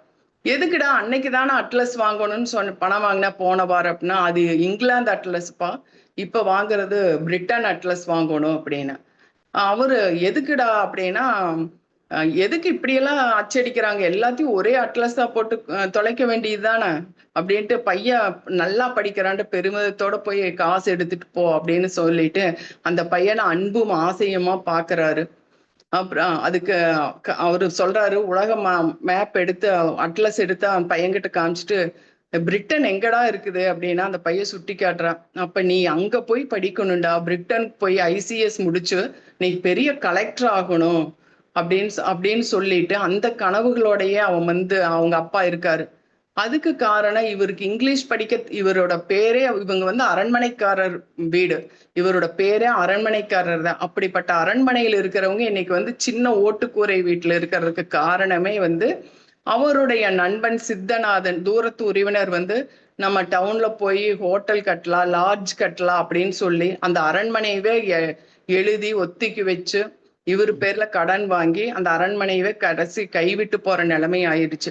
அதுக்கு காரணம் நம்மளுக்கு இங்கிலீஷ் படிக்க தெரியாம இருந்தது தானா நம்மளை ஏமாத்தினதுக்கு காரணம் அப்படின்னு அந்த சின்ன குழந்தையில இருந்து நம்ம பையன் வந்து நல்லா படிச்சு லண்டன் போய் படிச்சு ஒரு கலெக்டர் ஆகணும், இழந்ததையெல்லாம் மீட்கணும், இவன் தான் நம்ம நம்பிக்கை அப்படின்னு அந்த அந்த குழந்தையிலிருந்து இதுவரைக்கும் வந்து அவன் தன்னோட கனவுகளை வளர்த்து தன் நம்பிக்கை வச்சுட்டு இருக்கிறாரு. அந்த பையன்தான் இன்னைக்கு வந்து இங்கிலாந்து அட்லஸ் போன வாரம் வாங்கினேன், பிரிட்டன் அட்லஸ் இப்ப வாங்கணும்ப்பான்னு சொல்லிட்டு 16 ரூபாய் எடுத்துட்டு போகுது. அது எங்க போகுது அப்படின்னா குதிரை கட்டி தெருவுல கடைசி வீட்டுல ரெட்டச்சடை போட்டுட்டு பந்தக்காலை புடிச்சுக்கிட்டு இருக்கிற அந்த விஜயான்ற அந்த பெண்ணை பார்க்கத்தான் போகுது. அந்த பெண்ணு சனிக்கிழமை சினிமாவுக்கு போலாமான்னு சொல்லியிருக்கிறான். அதுக்கு சினிமாவுக்கு போறதுக்கு காசு வேணும் அப்படின்னு சொல்லிட்டு தான் இவ பொய் சொல்லி அவங்க அப்பாட்ட காசு வாங்கிட்டு போற. அப்படி அவன் தன் பையன் போனதுக்கு அப்புறம் அவங்க அப்பா காலாறு கொஞ்ச நேரம் நடந்துட்டு வரலான்னு தன்னோட நண்பரும் நடுநிலைப்பள்ளி ஆசிரியரும் ஹெட் மாஸ்டர் அந்த ரிட்டையர் ஆனவரை பாக்கறதுக்கு போறாரு. போன உடனே சம்பிரதாயமா உன் பையன் எப்படிடா படிக்கிறா அப்படின்னு கேட்கறதான வழக்கம். அதுக்கு இவர் பெருமையா, என் பையன் ராஜா ரொம்ப நல்லா படிக்கிறான், சும்மா பெரிய பெரிய புத்தகமா வாங்கி தள்ளுறா, எப்படிதான் படிப்பானா, போன வாரம் இங்கிலாந்து அட்லஸ் வாங்கினா இந்த வாரம் பிரிட்டன் அட்லஸ் வாங்குறா, அப்படி படிக்கிறான் போன்னு பெருமிதமா சொல்றப்பா அந்த ஆசிரியர், என்ன இங்கிலாந்து அட்லஸ் பிரிட்டன் அட்லஸ் வாங்கினானா, ஆமாப்பா அத்தனை படிக்கிறா அப்படின்னு சொல்றப்பா இவரு மனசுக்குள்ள சுருக்குன்னு இருக்குது. இந்த வெள்ளத்தியான அப்பாவை அந்த பையன் ஏமாத்துறது புரிஞ்சிருச்சு. ஆனால் நம்ம சொல்ல வேண்டியது நம்ம கடமைன்னு நினைச்சிட்டு சொல்றாரு, உன் பையன் போக்கு சரியில்லைன்னு நினைக்கிறேன், ஏன் இப்படி சொல்றீங்கன்னா இங்கிலாந்து பிரிட்டன் ரெண்டும் ஒண்ணுதான்ப்பா, அவன் ஏதோ சரியில்லை அப்படின்னு சொல்றாரு. அதை கேட்டு அப்படியே வெளிரி போன முகத்தோட அங்கிருந்து கிளம்பி வீட்டுக்கு வர்றாரு. பையன் இருக்கான். அவங்க அப்பா அந்த வீட்டுக்குள்ள நுழைஞ்ச அப்பா முகத்துல தெரிஞ்ச குரூரத்தை பார்த்த உடனே ராஜாவுக்கு ரொம்ப பயம் வந்துருது. இந்த குரூரமான முகத்தை வந்து இதுக்கு முன்னாடி ஒரு தடவை பார்த்திருக்கா. அது எப்பன்னா சின்ன வயசுல பள்ளிக்கூடம் போகாம ஊரை சுத்திட்டு வந்தப்போ இதே முகத்தோட நல்லா அடின்னு அடிச்சது ஞாபகத்துக்கு வருது. இப்பவும் நம்மளுக்கு அடிதான் உழுகு அப்படின்னு சொல்லி பயத்தோட நின்றுட்டு இருக்கிறான். அவங்க அப்பா கேக்குறாரு, ஏன்பா இங்கிலாந்தும் பிரிட்டனும் வேற வேறன்னு சொல்லி என்கிட்ட எதுக்குடா இப்படி பணம் வாங்கின, என்னை ஏமாத்தி கையெழுத்து வாங்கின சித்தநாதனுக்கும் உனக்கும் என்னடா வித்தியாசம், இப்படி பண்ணிட்டியே அப்படின்னு வேகமா அவர் 4 எட்டு வைக்க போனவரு அப்படியே அடிக்க போனவரு அப்படியே மடிஞ்சு உட்கார்ந்து கைய முகத்தை பொத்திட்டு அழுறாரு. குலுங்கி தளர்ந்து போற அவங்களுடைய அப்பாவை பாக்குறா ராஜா. அவனுடைய அடிவயிறெல்லாம் பெசியுது, மனசுக்குள்ள பெரிய ஒரு குற்ற உணர்வு வருது. அவனை எதிர்பார்த்தது வேறு, ஆனா நடக்கிறது வேறு. அவனுக்கு பொட்டுல அரைஞ்ச மாதிரி அடிச்ச மாதிரி இருந்துச்சு அப்படின்னு இந்த கதை வந்து முடியுது. இன்னொரு கதை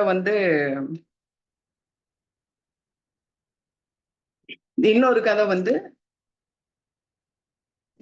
பச்சை கிளியும் காந்தியவாதியும்.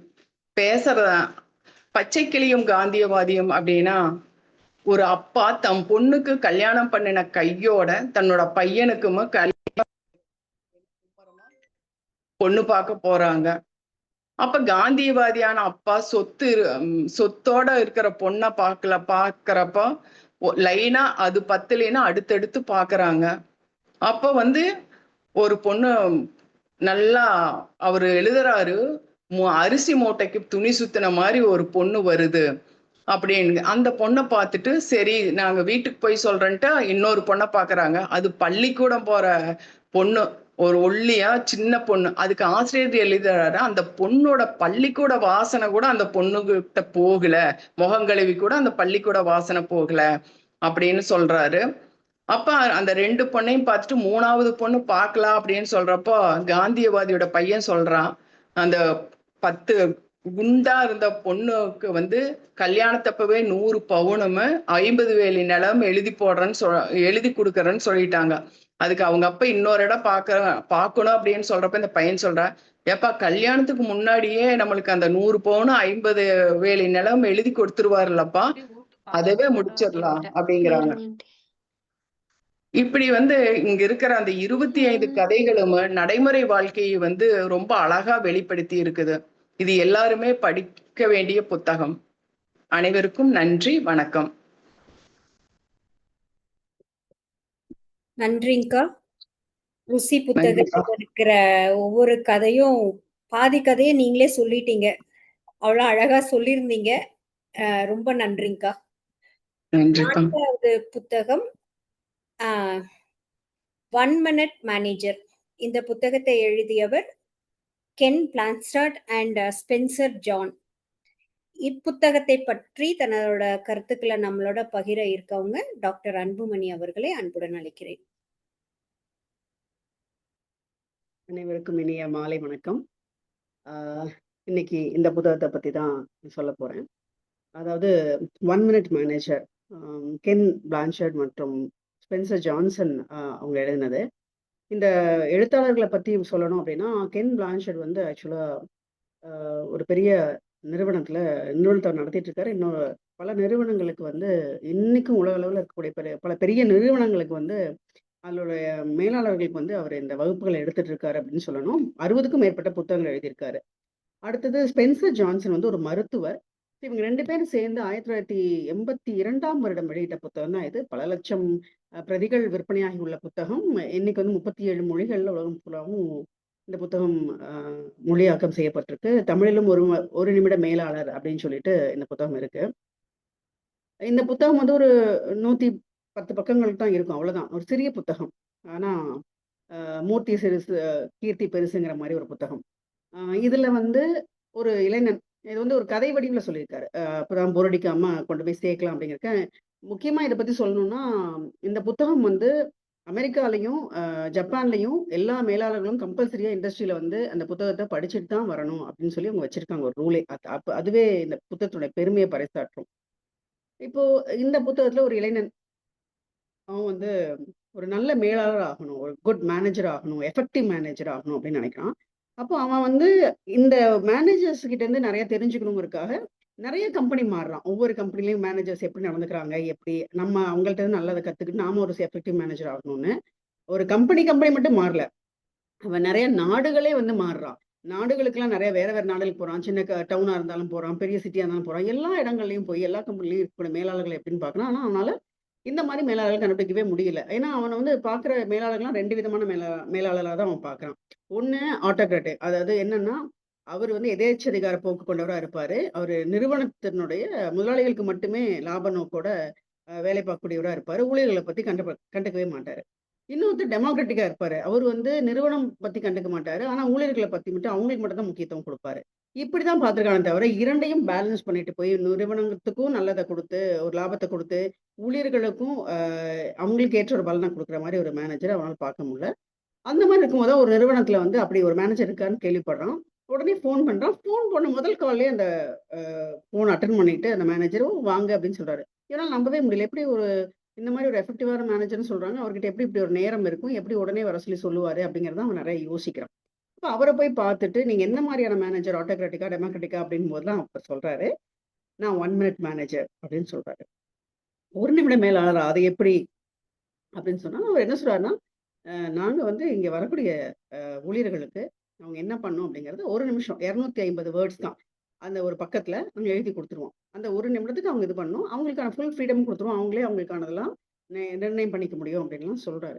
அப்ப இவனால நம்ப முடிய மாட்டேங்குது. அது எப்படி அப்படின்னு கேட்கறான். இதை நான் சொல்றதை விட நீங்க நிறுவனத்துல பணிபுரியக்கூடிய பணிபுரியிற 3 பேர்ட்ட நீங்களே போய் கேட்டுக்கோங்க அப்படின்னு அவன்கிட்ட அந்த சாய்ஸையும் கொடுக்குறாரு. 6 பேரை கொடுக்குறாரு, நீங்களே 3 பேரை சூஸ் பண்ணிக்கோங்க. அப்ப அவங்கள்ட்ட போய் கேட்கும்போது முதல்ல இவர் என்ன சொல்றாரு அப்படின்னு சொன்னா, அதாவது இந்த புத்தகம் எப்படின்னா, மேலாண்மை எப்படி இருக்கணும்? அதுக்கான யுக்திகள் என்ன? அப்படிங்கிறது தான் சொல்லுது. 3 ஸ்ட்ராட்டஜிஸ் தான் சொல்லுது. அத ஒருத்தர் வந்து ஃபர்ஸ்ட் ஸ்ட்ராட்டஜி சொல்றாரு. 1 நிமிட இலக்கு அப்படின்னு சொல்றாரு. அது என்ன 1 நிமிட இலக்கு அப்படின்னா, அதாவது பொதுவாவே வந்து ஊழியர்கள் ஒரு நிறுவனத்துக்கு வரும்போது, நம்ம வந்து அவங்களுக்கு ஒரு கிளாரிட்டி குடுக்குறதில்ல. அவங்களுடைய வேலை என்ன? என்ன அவங்களுக்கான இலக்கு? அப்படிங்கிறது. அது முதல்ல அவங்களுக்கு தெரிஞ்சாவே பெரிய சக்சஸ் அதுதான் அப்படின்னு.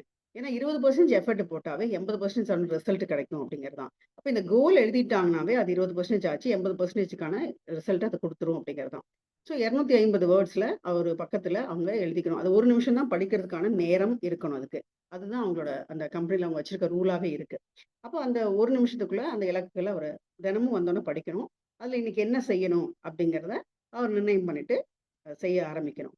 இதுதான். இப்போ இதுக்கு இத நான் எப்படி புரிஞ்சுக்கிட்டேன் அப்படின்னு சொன்னா, இப்போ ஒரு உதாரணத்துக்கு ஒரு சேல்ஸ் ரெப்ரசன்டேட்டிவ் இருக்காங்க. அவங்க வந்து அன்னைக்கு தான் புதுசா கம்பெனில சேர்றாங்க அப்படின்னா, இந்த மேலாளர் என்ன சொல்லுவார்ன்னா, "பாருப்பா, இந்த மாசம் நம்மளோட டார்கெட்டே இவ்ளோ. இது வந்து நீ வந்து 1,00,000 நீங்க வந்து இது பண்ணியிருக்கணும் விற்பனை. அப்ப அதுக்கு நீங்க எத்தன ஒரு 100 வாடிக்கையாளர்கள்ட்டயாவது நீங்க பேசியிருக்கணும், பண்ணியிருக்கணும்." அப்படின்னு அவர் ஒரு டார்கெட் குடுத்துட்டாருன்னா, அப்ப 100 வாடிக்கையாளர்னா அவரே வச்சுக்கணும். ஒரு நாளைக்கு 5 வாடிக்கையாளர். அப்ப 20 நாள்ல நம்ம 100 வாடிக்கையாளர் முடிக்க முடியும். ஏன்னா சனி, ஞாயிறு லீவுன்னு சொல்லி வச்சுக்கிட்டா அப்படி. அப்ப நம்ம இன்னைக்கு என்ன? அப்ப இன்னைக்கு காலைல வந்தோனே அத படிக்கிறாரு. அப்ப நான் என்னென்ன இன்னைக்கு பண்ணணும்? அப்படின்னு அவரு எடுத்துக்கிறாரு அப்படிங்கிறது. ஸோ இது என்னன்னா, அவங்களுக்கு ஒரு இலக்குகள் இருக்கும்போது ஒரு தெளிவு இருக்கிறனால, அவங்க அந்த இலக்கை நோக்கி பயணிக்க முடியும். அத அடைய முடியும் அப்படிங்கிறது தான். ஸோ இது அவரு சொல்லி முடிச்சதுக்கப்புறம், இவரு அடுத்தவர்ட்ட போய் கேட்கும்போது, அவர் சொல்றாரு, அடுத்த ரகசியம் அல்லது அதோட யுக்தி என்ன அப்படின்னு சொன்னா, 1 நிமிட பாராட்டு. என்ன பாராட்டு 1 நிமிடமா? ஆமா. அதாவது 1 நிமிடத்துக்கு மேல தேவையில்ல ஒருத்தர பாராட்டுறதுக்கு. சரி என்ன பண்ணுவீங்க? அப்படின்னு கேட்கும்போது என்ன சொல்றாங்கன்னா, இப்ப இந்த மேலாளர் என்ன பண்ணுவான்னா, ஒருத்தர் வேலைக்கு சேர்ந்து அவர் வேலைய பண்ணிட்டே இருக்காருன்னா, அவர் எப்ப நல்ல விஷயத்த செய்றாரோ, சரியான விஷயம் செய்றாரோ, அப்ப கூப்பிட்டு பாராட்டுவாரு. பொதுவா நம்மளுக்கு தெரிஞ்ச வரைக்கும் எப்படா இவன் தப்பு பண்ணுவான், அவர கூப்பிட்டு சொல்லலான்னு தான் எல்லாரும் வெயிட் பண்ணிட்டு இருப்பாங்க. ஆனா இந்த 1 நிமிட மேலாளர் என்ன பண்ணுவாருன்னா, அவன் எப்ப சரியான விஷயத்த செய்றானோ, அப்ப அவன புடிச்சுட்டு, அவனுக்கு வந்து பாராட்டு. உடனே அவன கூப்பிட்டு, "நீங்க இந்த மாரி ரொம்ப நல்லா இன்னைக்கு இத செஞ்சீங்க. நாங்களே எதிர்பார்க்கல. இந்த மாரி நீங்க செஞ்சதுனால, நிறுவனமும் ரொம்ப சந்தோஷப்படுது. நானும் ரொம்ப சந்தோஷப்படுறேன். ஏன்னா, இது மூலமா 10% வந்து நம்மளுடைய அ என்ன சொல்லலாம், ஒரு வாடிக்கையாளருடைய எண்ணிக்கை அதிகமாக வாய்ப்பு இருக்கு. விற்பனை வாய்ப்பு இருக்கு. அதனால ரொம்ப சந்தோஷம் அப்படிங்கிற ஒரு பாஸ் குடுத்து சொல்லிட்டு, அவர் வந்து அடுத்தது அந்த 1 நிமிஷத்திலேயே 1/2 நிமிஷம் சொல்லிட்டு, இன்னொரு 1/2 நிமிஷத்துக்கு ஒரு பாஸ் குடுத்துட்டு அவர் சொல்லணுமா, "அ கண்டிப்பாக நீங்க இதே மாரி இன்னும் நெறைய செய்வீங்கன்னு நாங்க நம்புறோம்." அப்படின்னு சொல்லிட்டு ஒரு அஷ்யூரன்ஸும் அவர் இவரு பண்ணிடுவாருங்கிற அந்த நம்பிக்கையும் நம்ம வச்சிருக்கோம் அவர் மேலங்கிறதையும் அவங்க கன்வே பண்ணிடுறோம் அப்படின்னு. ஸோ இத நான் ஒரு எக்ஸாம்பிளா எப்படி நான் ஒரு எக்ஸாம்பிள் நான் நெனச்சுக்கிட்டேன் அப்படின்னு சொன்னா, இப்போ நெறைய வாடிக்கையாளர்கள வந்து இப்ப இன்சூரன்ஸ்லாம் நெறைய பேர் போய் பேசுவாங்க, பண்ணுவாங்க. அப்ப சில பேர் பார்த்தீங்கன்னா, அவங்களோட பேச்சு திறமையினால மாட்டவே மாட்டேன்னு சொல்லிட்டு இருந்தவர கூட பண்ண வச்சுருவாங்க. ஸோ அப்ப அவர கூப்பிட்டுட்டு இவங்க சொல்றாங்க, இந்த மாரி நாங்கலாம் என்னென்னமோ பண்ணி பார்த்தோம்ப்பா, அவரு ஒண்ணுமே போட மாட்டேன்ட்டாரு. பட் நீங்க ரொம்ப அழகா பேசி சம்மதிக்க வச்சுட்டீங்க. இதெல்லாம் இம்பாசிபிள்னு நெனச்ச காரியத்தையும் சக்சஸ் பண்ணிட்டீங்க. We are really proud of you. அப்படின்னு சொல்லி பாராட்டுனாங்கன்னா எப்படி இருக்கும்? ஸோ அந்த மாதிரி. அப்ப அவங்க இன்னும் உத்வேகம் பெற்று இன்னும் நெறைய செய்வாங்க. செய்யணும்னு நெனப்பாங்க அப்படிங்கிறது தான். ஓகேன்னு சொல்லி அடுத்த அவர்ட்ட போகும்போது, அவர் 3வது யுக்தி என்ன? அப்படிங்கிற சீக்ரெட் என்னன்னு சொல்றாரு. 1 மினிட் ரெப்ரிமெண்ட்ஸ் அப்படின்னு. அதாவது 1 நிமிட திருத்தங்கள், கண்டனங்கள் அப்படின்னு சொல்லிட்டு, இப்ப கண்டனங்கள்ங்கிறத திருத்தங்கள்னு இப்ப புது பதிப்புல மாத்திருக்காங்க. என்ன அப்படின்னு சொன்னா, ஃபீட்பேக் குடுக்கறது தான். எப்படி வந்து ஒரு கரெக்ட்டான விஷயத்த பண்ணும்போது உடனடியா போய் பாராட்டு தெரிவிக்கிறோமோ, அப்படி அவங்க ஏதாவது ஒரு விஷயத்த தவறா பண்ணிட்டாங்கன்னா, உடனடியா அவர்ட்ட அத சொல்லணும் அப்படிங்கிறது தான். அப்போ அவர கூப்பிட்டு தனியா தான். அதுவும் இந்த இடத்துல முக்கியமா சொல்றேன்னா, தனியா கூப்பிட்டு ஆ, இது மாரி நீங்க பண்ணது வந்து சரியில்ல. இப்படி நீங்க பண்ணியிருக்க கூடாது. அப்படின்னு இத நாங்க எதிர்பார்க்கல உங்ககிட்ட. அப்படின்னு சொல்லிட்டு, ஒரு செகண்ட் திருப்பியும். இதுவுமே 1/2 நிமிஷம் தான் அந்த கண்டனத்த தெரிவிக்கணும் சொல்லிட்டு அப்படியே ஒரு பாஸ் விடணும். அப்பதான் அவருக்கு அந்த தீவிரம் புரியும். அதுக்கப்புறம் சரி ஓகே. இனிமேல் நீங்க இப்படி பண்ண மாட்டீங்கன்னு நம்புறோம். உங்கள மேல எங்களுக்கு நம்பிக்கை இருக்கு. ஆ இனி கொஞ்சம் இதா பண்ணிக்கோங்க. அப்படின்னு சொல்லணும். அப்படிங்கிறது தான் சொல்லணும். இதுக்கு ஒரு எக்ஸாம்பிளா நான் என்ன எடுத்துக்கிறேன் அப்படின்னு சொன்னா, இப்போ ஒருத்தர் வந்து அ ஒரு ஒரு முக்கியமான சவுண்ட் ஒரு குறைவா இருக்கு. ஹலோ. ஓகே. ஸோ இப்ப அவருக்கு வந்து ஒரு முக்கியமான ஒரு விஷயம். அவர் அன்னைக்கு சப்மிட் பண்ணியிருக்கணும். அவர் பண்ணாம விட்டுட்டாரு. அப்ப அடுத்த நாள் மேனேஜர் கூப்பிட்டு சொல்றாரு, "நீங்க நேத்து சாயந்தரம் 5 மணிக்கு உங்களுக்கு டெட்லைன். நீங்க பண்ணியிருக்கணும். ஏன் நீங்க பண்ணாம விட்டுட்டீங்க? இத நான் உங்ககிட்ட எதிர்பார்க்கல."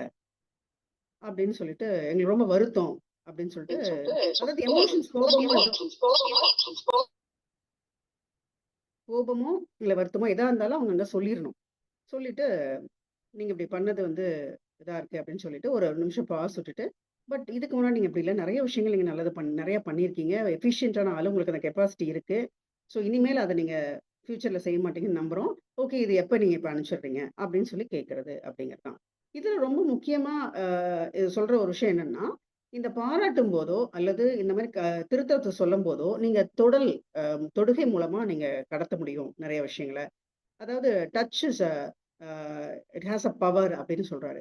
அப்ப நீங்க அவங்களோட முதுக தொட்டாலோ, இல்ல கை ஹேண்ட் ஷேக் பண்ணும்போதோ, உண்மையிலேயே யூ கேர் ஃபார் தெம் அப்படின்னு அவங்களுக்கு தோணும். அப்ப பாராட்டியும் நல்ல விதமா எடுத்துக்குவாங்க. அதே மாரி இதையும் தான். ஏன்னா, இங்க வந்து நீங்க அந்த பெர்சன வந்து நீங்க ஹர்ட் பண்ணல. அவங்களோட பிஹேவியர் தான் நீங்க சொல்றீங்கங்கிறத சரியான விதத்துல அவங்க புரிஞ்சுக்க முடியும் இந்த 1 நிமிடங்கள் மூலமா. அப்படிங்கிறது தான் அவங்க சொல்றாங்க. ஸோ இந்த மாதிரி இது 3 தான் இதோட சக்சஸ்க்கான காரணம் அப்படின்னு அவங்க சொல்றாங்க. இது எஃபெக்டிவா இது மாரி நிஜமாவே நடந்திருக்கா? அது ஏன் நடக்குது? அப்படின்லாம் அவரு மேலாளர திரும்பியும் அவன் போய் அந்த 1 நிமிட மேலாளர பார்த்து கேட்குறான். அவரும் அதுக்கானதெல்லாம் விளக்குறாரு. அவனுக்கும் அது புரியுது. ஸோ இத வந்து அவங்க என்ன சொல்றாங்கன்னா, இந்த மாரி நெறைய பேரு கொஞ்சம் பேர் தான் இருப்பாங்க. ஆனா அவங்க வந்து அவங்க சீக்ரெட்ட சொல்லல. பட் இவர் வந்து சொல்றாரு. இவங்க நிறுவனத்துல எல்லாரும் சொல்றாங்க. இவன் சந்திச்ச வரைக்கும் அந்த 1 நிமிட மேலாளர் மூலமா அவர்கிட்ட இருந்து ட்ரெயின் ஆன எல்லாருமே அதே மாரி தான் ஆயிருக்காங்க அப்படிங்கிறதையும் அவன் புரிஞ்சுக்கிறான். இவனுமே அந்த சீக்ரெட்ஸ் ஃபுல்லா எழுதிட்டு, அது இன்னும் நெறைய பேருக்கு அவர் ஷேர் பண்ணேன்னு தான் அவங்க சொல்றாங்க. ஸோ அதனால ஒரு பக்கத்துல 250 வேர்ட்ஸ்ல அவனும் அத எழுதுறான். எழுதி நெறைய பேருக்கு இவனும் ஒரு நல்ல ஒரு சிறந்த ஒரு நிமிட மேலாளரா ஆகுறான். மத்தவங்களுக்கும் அத அவன் கொண்டு போய் சேர்க்கிறான் அப்படிங்கிறதோட முடிச்சிருப்பாங்க. ஸோ இது மூலமா ஒரு அ இந்த மாரி கொண்டு போறது மூலமா 1 நிமிடம் வந்து பாராட்டோ, அல்லது திருத்தமோ சொல்லிட்டா போதும். அப்ப இந்த திருத்தங்கள் சொன்னதுக்கு அப்புறம் சும்மா சும்மா குத்தி காட்டுற வேலைய திரும்ப என்னைக்குமே அவங்க பண்றது கிடையாது. ஸோ இப்படி இருக்கும்போது ஒரு நிறுவனமும் சக்சஸ் ஆகுது. அதே நேரத்துல அங்க இருக்கக்கூடிய ஊழியர்களும் சக்சஸ் ஆறாங்க. அப்படிங்கிறது தான் இந்த புத்தகத்துல வந்து அவங்க ரொம்ப தெளிவாக விளக்கியிருக்காங்க.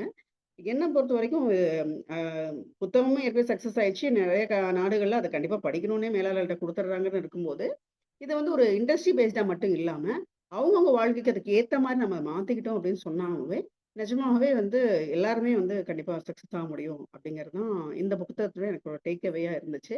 அங்கங்க நெறைய கோட்ஸ் இருக்கும், மேற்கோள்கள். ரொம்ப அருமையாக குடுத்திருப்பாங்க. அ அது அதாவது என்ன சொல்லுவாங்கன்னா, இப்போ வந்து ஒரு கம்பெனிக்கு வந்து எவ்வளவோ ச ச பெர்சன்டேஜ் சேலரியா குடுக்குறாங்க. ஆனா, அதுல ஒரு 10% மட்டும் வச்சு புதுசா வரவங்களுக்கு ட்ரெய்னிங் குடுத்தாங்கன்னாவே இன்னும் ரொம்ப சக்சஸ்ஃபுல்லா ஆகும். பட் அங்க தவறுறாங்க. அந்த மாரி நெறைய விஷயங்கள் சொல்லியிருப்பாங்க. நாம வந்து மனிதர்களோட இதாகல அவங்களோட பிஹேவியர மட்டும் தான் இங்க பார்க்குறோம் அப்படின்னு சொல்லியிருப்பாங்க. நெறைய கோட்ஸ் ரொம்ப நல்லாருக்கும். கண்டிப்பா அருமையான ஒரு புத்தகம். யாருக்கு வேணாலும் நீங்க பரிந்துரைக்கலாம். கண்டிப்பாக ஒரு நிர்வாகம் பண்றவங்க எல்லாம் உண்மையா படிக்க வேண்டிய ஒரு புத்தகம் இது. வாய்ப்பளித்த அனைவருக்கும் நன்றி. நன்றி அன்பு மேம். 1 நிமிட மேனேஜர் புத்தகத்துல இருந்து அந்த 1 நிமிட டார்கெட், திருத்தங்கள், அப்புறம் வந்து பாராட்டு. அத வந்து ரொம்ப அழகா அந்த 1 நிமிஷத்த திருப்பியும் நீங்க பிரிச்சு 1/2 நிமிடம்ல பாசிட்டிவ், நெகட்டிவ் 2யும் கலந்து எப்படி குடுக்கணும் அப்படிங்கிறதையும் ரொம்ப அழகா சொல்லியிருந்தீங்க. ரொம்ப நன்றி. ஸோ இன்னைக்கு புத்தகம் பேசுதல் நிகழ்வுல வந்து புத்தகங்கள் பத்தின 4 புத்தகங்கள் பற்றி பேசின திருமதி மஞ்சு அவர்கள், கௌசல்யா அவர்கள், அன்பு மேம் அவர்கள், ஜெயலலிதா அக்கா எல்லாத்துக்குமே என்னோட பாராட்டுக்களும் அன்புகளும். மகிழ்ச்சி. நன்றி சுமதி, நன்றி. இந்த புத்தகங்கள் வாசிச்சிருக்காங்க. அதாவது இந்த புத்தகங்களை பற்றிய கருத்துக்கள் உங்களுக்கு ஏதாவது வேணும் அப்படின்னா நீங்க இப்ப கலந்துரையாடல் ஒண்ணு செய்யலாம். 4 புத்தகங்களை பத்தி பேசியிருக்காங்க. இதுல இருந்து நீங்க அதாவது இந்த புத்தகங்களை வாசிச்சுங்கிட்டவங்க ஏதாவது ஒரு கேள்வி கேட்கணும்னாலும் கேளுங்க. சிவகாமி ரவிச்சந்தர் அப்படிங்கிற ஒருத்தர் ஒவ்வொரு புத்தகம் வாசிச்சு முடிச்சவங்களுக்கும் ஒரு பாராட்டுகளை தெரிவிச்சிட்டு இருந்தாங்க. சாட் மூலம் தெரிவிச்சிருக்காங்க. அவங்களுக்கு மிகுந்த நன்றியும் மகிழ்ச்சியும் தெரிவிச்சுக் கொள்கின்றேன். ஏதாவது கலந்துரையாடல் இருந்தா உங்களுடைய கேள்விகளை கேளுங்கப்பா.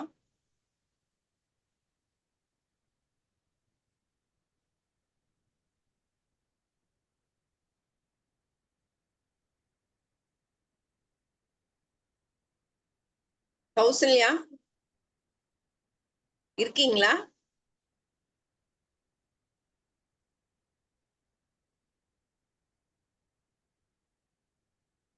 கௌசல்யா ஞானேஸ்வரன் இருக்காங்களா? இருக்காங்கன்னு இல்ல. இருக்காங்க.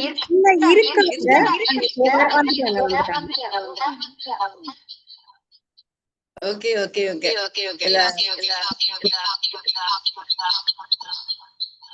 கேக்குதாங்கா? எதிரொலிக்குது, எதிரொலி வருது.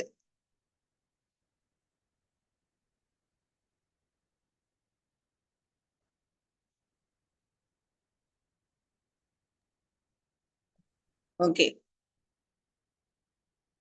இல்ல இப்ப மியூட்ல இருக்கீங்கப்பா.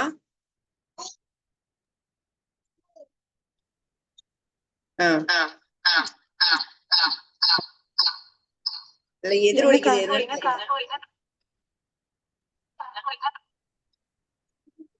ஓகே. அவங்க 2 எக்யூப்மெண்ட் பக்கத்துல வச்சிருக்காங்கன்னு நினைக்கிறேன். போனும் இருக்கு, இதுவும் இருக்குன்னு டிவைஸ் நினைக்கிறேன். இருக்குதுக்கா. ஆமா. அதேதான். மஞ்சு ரொம்ப சிறப்பா இருந்தது. ஓகே. இட்லி ஆகுங்கள் புத்தகம் வாங்கி வச்சிருக்கேன், அது இன்னும் பிடிக்கல. அன்பு வந்து சொன்னது 1 நிமிட மேலாளர், அதுவும் ரொம்ப அழகா சொன்னாங்க. ஜெயலலிதா ஒரு கதையின் மூலம் ஒவ்வொரு ஒரு புத்தகத்துல இருக்கக்கூடிய ஒரு 4-5 கதைகளை வாசிச்சு அந்த கதைகளை சொல்லி நமக்கு படிங்க அப்படிங்கிற மாதிரி கொடுத்தாங்க. சுழலும் முகமூடி புத்தகத்தை எழுதின ஆசிரியர் வந்து, அதாவது ஒரு விமர்சகரா அவங்க சொல்லும் பொழுது நான் கேட்கக்கூடிய உணர்வு எனக்கு ஒரு பெரிய மனநிறைவை கொடுத்தது. நான் யாருக்கு போய் சேர வேணும்னு நினைச்சனோ அந்த மாதிரியான ஒரு வாசகர்களுக்கும் போய் சேர்ந்திருக்கு அப்படிங்கிறது எனக்கு ரொம்ப மகிழ்ச்சியா இருக்கு. அதுவும் கௌசல்யா அவங்க வந்து ரொம்ப உணர்வு பூர்வமா ரொம்ப ஒவ்வொரு வார்த்தைகளையும் ரசிச்சு படிச்சிருக்காங்க அப்படிங்கிறது அவங்க சொல்ற விதத்துல இருந்து நான் புரிஞ்சுக்கிட்டேன். ரொம்ப நன்றியும் மகிழ்ச்சியும். யாராவது ஏதாவது சொல்றீங்களாப்பா? நன்றி உரைக்கு கண்டிப்பா போயிடலாமா? இல்ல ஆக்சுவலா எல்லாருடைய விமர்சனம் ரொம்ப நல்லா இருந்தது. அவங்க ஆக்சுவலா சொல்லும் முன்னாடி நான் உங்களை பார்த்து வாங்கணும்னு நினைச்சிட்டு இருந்தேன், இன்னும் வாங்கல, படிக்கணும் கண்டிப்பா. ஸோ அவங்க சொல்லும்போது ஒவ்வொரு இதுவும் ரொம்ப வித்தியாசமா இருந்துச்சு, நல்லா இருந்துச்சு அப்படின்னு சொன்னாங்க. ஸோ இது உங்களுடைய தொகுப்புகள்ல இருந்து இது அடுத்த நகருக்கு போயிருக்கும்னு நினைக்கிறேன், கதை எழுதுதல் நடை. ஸோ அதனால கண்டிப்பா வாங்கி படிக்கணும்னு தோணுச்சு. ரொம்ப சிறப்பா அவங்க சொன்னாங்க. அதே மாதிரி மஞ்சு மேம் வந்து ஏற்கனவே காலேஜ்ல சொல்லியிருந்தாங்க, கேட்டிருந்தோம். அதனால அவங்க ரொம்பவே அவங்களுக்கு உள்ள போயிருச்சு அந்த புத்தகம் அப்படிங்கிறது தான். இல்லையா இருங்கள், அது அவங்களோட விமர்சனம் ரொம்ப நல்லா இருந்துச்சு. அதே மாதிரி ருசி பத்தி ரொம்ப வித்தியாசமா அக்கா வந்து சொன்னாங்க, ஜெயலலிதா அக்கா. கண்டிப்பா அந்த புத்தகம் படிக்கணும் அப்படின்னு தான் தோணுச்சு. கண்டிப்பா அக்கா. எல்லாருக்குமே வாழ்த்துக்கள். மகிழ்ச்சி சுமதி ரொம்ப மகிழ்ச்சி. அழகா கொண்டு போயிருக்கீங்க அன்னைக்கு. தேங்க்யூ. ஆமா, திடீர்னு யார் வீணா வேற வரன்ட்டு வரல அப்படின்னாங்க. அப்புறம் ஏதோ கோதை அந்த சமயத்துல சரியா உள்ள வந்துட்டாங்கன்னு நினைக்கிறேன். பரவாயில்ல, ஒரு நிகழ்ச்சி நாமளும் சிறப்பா நடத்திக்கிங்கிற ஒரு மன நிறைவும் இருந்திருக்கு இன்னைக்கு. தலைவி இந்த பக்கம் எட்டி பார்க்காமையே நம்ம பண்ணிருக்கோம் அப்படிங்கிறது ரொம்ப மகிழ்ச்சி. எனக்கு சொல்லுங்க. இந்த நிகழ்வு வந்து புது அனுபவம். இந்த மாதிரி நான் சொன்னதில்லை. இருந்தாலும் எப்படியாச்சும் நம்மளுக்கு தெரிஞ்சதை சொல்லலாம், பகிரலாம் அப்படின்னு தான் இந்த நிகழ்வுல கலந்துட்டேன். இட்லியாக இருங்கள் அந்த புத்தகம் படிக்கணும், அந்த அளவுக்கு நல்லா இருக்கு. அதே மாதிரி கௌசல்யா சுழலும் முகமூடி ரொம்ப நல்லா விமர்சனம் பண்ணாங்க. அந்த 1 நிமிட் மேனேஜ்மெண்ட் அன்பு ரொம்ப சிறப்பா சொன்னாங்க. இந்த புத்தகம் எல்லாம் படிக்கணும், உங்களுடைய கருத்துக்களை கேட்கிறப்ப நம்ம மறுபடியும் வாசிக்கணும் அப்படின்னு ஒரு எண்ணம் வருது. அந்த விட்ட வாசிப்பை தொடரணும் அப்படின்னு நினைக்க வச்சது. ரொம்ப சந்தோஷம். அன்பும் நன்றியும். மகிழ்ச்சி மகிழ்ச்சி ஜெய். என்னன்னா இந்த புத்தகம் பேசலாம் நிகழ்வுடைய நோக்கமே இதுதான். வாசிப்பை வந்து நம்ம மறுபடியும் மேம்படுத்தணும், மாசத்துல ஒரு புத்தகம் பத்தியாவது நம்ம படிச்சு பேசணும் அப்படிங்கறதுக்காக தான். அந்த இதை வந்து நீங்க இன்னைக்கு புடிச்சு நான் வந்து நீ வாசிக்கணும்னு ஒரு எண்ணத்தை நான் கொண்டு வந்திருக்கிறேன்னு சொல்லி இருக்கிறீங்க. அது வரவேற்கக்கூடியது. அதை தொடர்ந்து நீங்களும் கடைபிடிங்க. தொடர்ந்து வந்து புத்தகங்களை பத்தி பேசுறதுக்கு வாங்க. மகிழ்ச்சி அக்கா. எனக்கும் இந்த அனுபவம் ரொம்ப நல்லா இருக்கு. ஏன்னா புத்தகம் நம்ம வந்து வாசிக்கிறதே இல்லைங்க, போயிடுச்சு அந்த இதே. அந்த எண்ணங்களே இல்லாம யூடியூப்பையே பார்த்துட்டு இன்ஸ்டாகிராம் இப்படி போயிட்டு இருந்தோம். இப்போ ஒவ்வொரு புத்தகத்தையும் நீங்க சொல்லி நாம படிக்கும் போதுதான் நிறைய அனுபவங்கள் நமக்கு கிடைக்குதுங்கக்கா. நான் அந்த இட்லியாக இருங்கள் புக்க படிக்கும் போதே பாத்தீங்கன்னா நம்ம நிறைய மிஸ் பண்ணிட்டோம், ஏன் வந்து இவ்வளவு நாள் படிக்காம விட்டோம் அப்படிங்கிற மாதிரி எல்லாம் தோணுச்சு. இப்ப கௌசல்யா மேம் பேசினதும் பாத்தீங்க அப்படின்னா ரொம்ப நல்லா இருந்துச்சு. அவங்களும் அவங்களோட இதுல வந்துட்டு உங்களுக்கு சுழலும் முகமூடின்னு சொல்லி உங்க புக்க பத்தி பேசியிருந்தாங்க. யசோதாக்கா புக்க பத்தி. உணர்ச்சி பூர்வமா இருந்தது. உணர்ந்து அவங்க வந்து ஃபீல் பண்ணி எழுதியிருக்காங்க அப்படின்னு சொல்லி சொன்னாங்க. கண்டிப்பாங்கக்கா. நான் அந்த சிறுகதையில வந்து பங்கேற்கும் போது கூட பாத்தீங்கன்னா, கண்டிப்பா நான் எழுதுற அந்த பார்ட் ஆஃப் த ஸ்டோரியில அந்த கட்டுரையில நான் உணர்வுபூர்வமா தான் எழுதுறேன். நீங்க இவ்ளோ கதைகள் எழுதுறீங்க. நான் அந்த ஒரு கதைக்கு பார்ட்டா எழுதும்போது எனக்கு வந்து நெறைய தாட்ஸ் வருது. சோ உங்கள கண்டிப்பா பாராட்டணும்க்கா. கௌசல்யா மேடம் அவங்களையும் பாராட்டணும். அடுத்தது ஜெயலலிதா அக்கா பாத்தீங்கன்னா, அந்த 25 கதைகள்னு சொல்லி சொன்னாங்க 20 ருசியில. அதுவும் அருமையா இருந்துச்சு. அக்கா சொன்ன விதமும் நல்லா இருந்துச்சு. அவங்களும் உணர்ச்சி பூர்வமா ஒவ்வொரு கதையும் படிச்சு நமக்கு வந்து செய்திகள குடுத்தாங்க. ரொம்ப நல்லா இருந்ததுங்கக்கா. அடுத்து அன்புமணி மேம் பாத்தீங்கன்னா, 1 நிமிட மேனேஜர். கண்டிப்பா அதுல வந்து நெறைய ஸ்ட்ராட்டஜி உத்திகள்னு சொல்லி குடுத்தாங்க. சோ அதுவும் ரொம்ப நல்லா இருந்ததுங்க மேம். ரொம்ப இயல்பா அவங்களெல்லாம் நான் பாத்துட்டு, இப்படிதான் நம்ம லேர்ன் பண்ணிக்கணும். நெறைய பேச திறமைகளை வளர்த்துக்கணும் அப்படிங்கிற ஒரு எண்ணம் எனக்குள்ள வந்துருச்சுங்க. அதனால தொடர்ந்து நான் இதுல வந்து பங்கேற்பேங்கிறத சொல்லி என்னோட நன்றியுரையை முடிச்சுக்கிறேன்க்கா. எல்லாருக்கும் நன்றி. தேங்க்யூ. மகிழ்ச்சி அனைவருக்கும் மகிழ்ச்சி. வணக்கம். வணக்கம் பேசுங்க கேக்குதா? பேசுங்க. பேசுங்க கௌசல்யா, கேக்குது. இல்லைங்க, எனக்கு கொஞ்சம் பதட்டமா ஆயிடுச்சு. கரெக்டா பேசிடணும் உங்க புக்கு அப்படின்னு நினைச்சிட்டு தான்க்கா பேசிட்டு இருந்தேன். ரொம்ப பிடிச்சிருந்துச்சுங்கக்கா. மகிழ்ச்சிங்கக்கா. உங்க புக்கை பத்தி பேசுறதுல ரொம்ப சந்தோஷம்க்கா. எனக்கு ரொம்ப ரொம்ப மகிழ்ச்சிங்கக்கா. இல்ல அது உங்களுடைய முகத்திலையும் தெரிஞ்சது. உங்களுடைய உணர்வுகள் உங்களுடைய குரல் வழியா அப்படியே வந்து விழுந்தது. அதுக்காக உங்களுடைய குரல்லயே அது எங்களுக்கு தெரிய ஆரம்பிச்சிருச்சு. கேக்குறவங்க கேக்குதாங்கக்கா? எல்லாத்துக்கும் கேக்குதுடா. நான் பேசுறது உங்களுக்கு கேக்குதுல்ல? இப்பதான் கேக்குதுங்கக்கா. இப்பதான் கேக்குதுங்கக்கா. இனிமே கேக்கலைங்க. தலை காட்டிட்டாங்களாட்டிருக்கு. கேக்குதாடா? கேக்குதுங்கக்கா. இப்ப கேக்குது. இது ரொம்ப சிறப்பா ரொம்ப அழகா உள்வாங்கி அத சொன்ன விதமும் சிறப்பு. முழு கதையும் சொல்லாம, அதாவது அந்த விமர்சனம் எப்படி செய்யணும் அப்படிங்கிறதுக்கான உள்ளுக்குள்ள நீங்க வந்துட்டீங்க. அது அந்த புத்தகத்தினுடைய எல்லா கதைகளையும் வாசிச்சாலும் அந்த சாரத்தை மட்டும் சொல்லுவாங்கன்னு சொல்லுவாங்க இல்லைங்களா? அந்த மாதிரி வந்து சுருக்கமா ஒவ்வொரு கதை எடுத்தா இது இவ்வளவுதான். அது வந்து வாசிக்கிறவங்களுக்கு ஒரு அனுபவத்தை தூண்டக்கூடியதாவும் இருந்துச்சு. ரொம்ப சிறப்பானது ஒரு இதா இருந்தது. மகிழ்ச்சி. சுழலும் முகமூடி நீங்க வாங்கிட்டு வந்தோடனேயுமே போட்டீங்க. அடுத்த வாரம் இந்த புத்தகத்தை பத்தி நான் பேச போறேன் அப்படின்னு. ஆனா உங்களுக்கு அதற்கான சூழல் அமையல. ஆனா இந்த மாசம் முடிச்சிட்டீங்க. ரொம்ப மகிழ்ச்சி. நன்றிகள் அக்கா.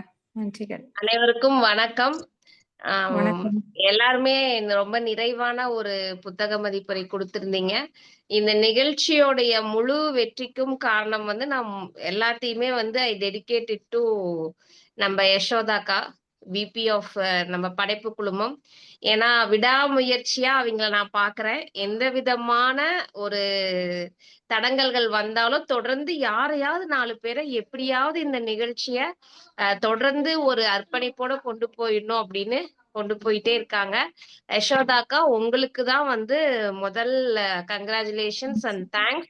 இது நீங்க இத்தனை பேர்த்தினுடைய வளர்ச்சிக்கு நீங்க தான் பின்னாடி காரணமா இருக்கிறீங்க அப்படிங்கறத இங்க பதிவு பண்ணிட்டு, தொடர்ந்து இதே மாதிரி எங்களை எப்படியாவது ஊக்கப்படுத்தி கொண்டு போயிட்டே இருங்க அப்படின்னு ஒரு ரெக்வஸ்டையும் கொடுத்துக்கிறோம்.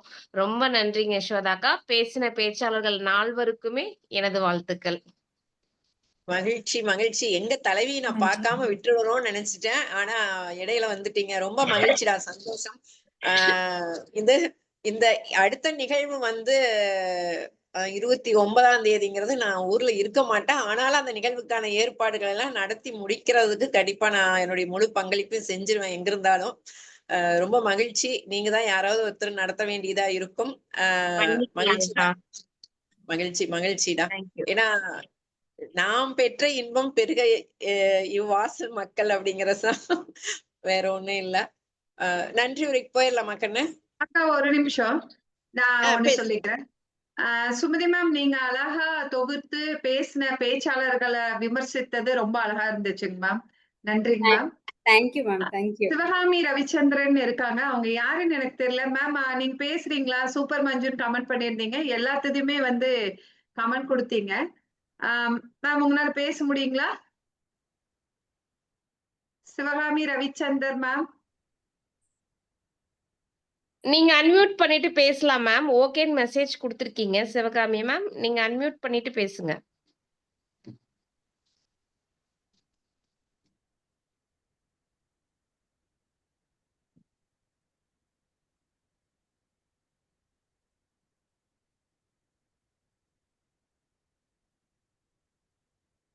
அவங்களுக்கு மியூட் பண்ண உங்க கீழ அந்த ஸ்கிரீன்ல மியூட் அன்மியூட் இருக்கிறத மட்டும் ஒரு தடவை பிரஸ் பண்ணுங்க மேம்.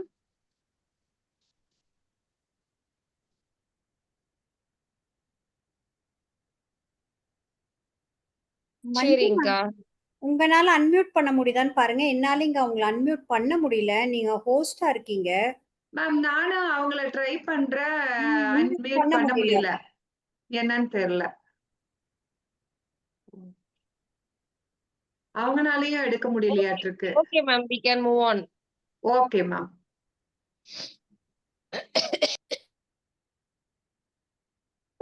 ஓகேப்பா, நம்ம நன்றி உரைக்கு போயிருவோமா?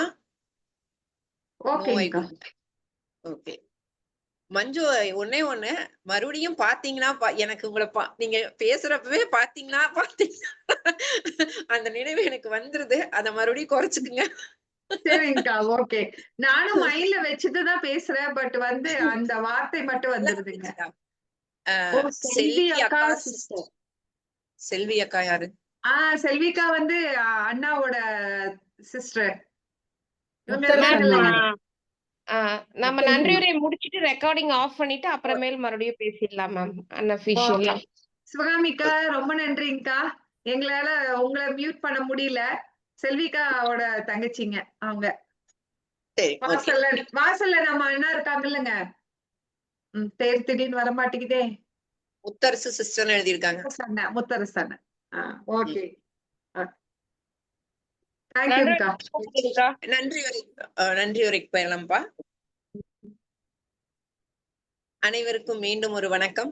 புத்தகம் பேசலாம் வாங்க நிகழ்வு 7வது நிகழ்வாக இன்று நடைபெற்றது. ஒவ்வொருவரும் புத்தகம் தாங்கள் வாசித்த புத்தகங்கள் குறித்து அடுத்தவர்களுடைய மனதுக்கு கடத்துறது அப்படிங்கிறது மிகப்பெரிய ஒரு செயல். அந்த செயலை இன்னைக்கு ரொம்ப அழகா ரொம்ப சிறப்பா செஞ்சிருக்காங்க டாக்டர் மஞ்சு, கௌசல்யா ஞானேஸ்வரன், ஜெயலலிதா, அன்புமணி. இவங்க 4 பேரும் 4 சிறப்பு விருந்தினர்களா வந்து கலந்துகிட்டதுக்கு மிகவும் மகிழ்ச்சி. பட்டயம் வாசித்தளித்த கோதைக்கும் நன்றி. நிகழ்ச்சியை சிறப்பாக தொகுத்து அறிமுகம் செய்து வைத்த சுமதி வேலின் அவர்களுக்கும் நன்றி. இறுதியில் வந்தாலும் தன் தலைமையை விடாப்பிடியாக முடித்து கொடுத்த மைதிலி அவர்களுக்கும் நன்றி. இந்த வாசல் நிகழ்வில் பங்கேற்று சிறப்பித்த அனைத்து வாசல் உறுப்பினர்களுக்கும் வாசல் அல்லாத உறுப்பினர்களுக்கும் அனைவருக்கும் மனமிகுந்த நன்றியும் வாழ்த்துக்களும். நன்றி, வணக்கம். ரெக்கார்டிங் நிறுத்திடலாம்லப்பா? ரெக்கார்டிங் ஆஃப் பண்ணிடுங்க மேம். மேம் ஒரு நிமிஷம். அது எனக்கு அது கரெக்டா அந்த கர்சர் அங்க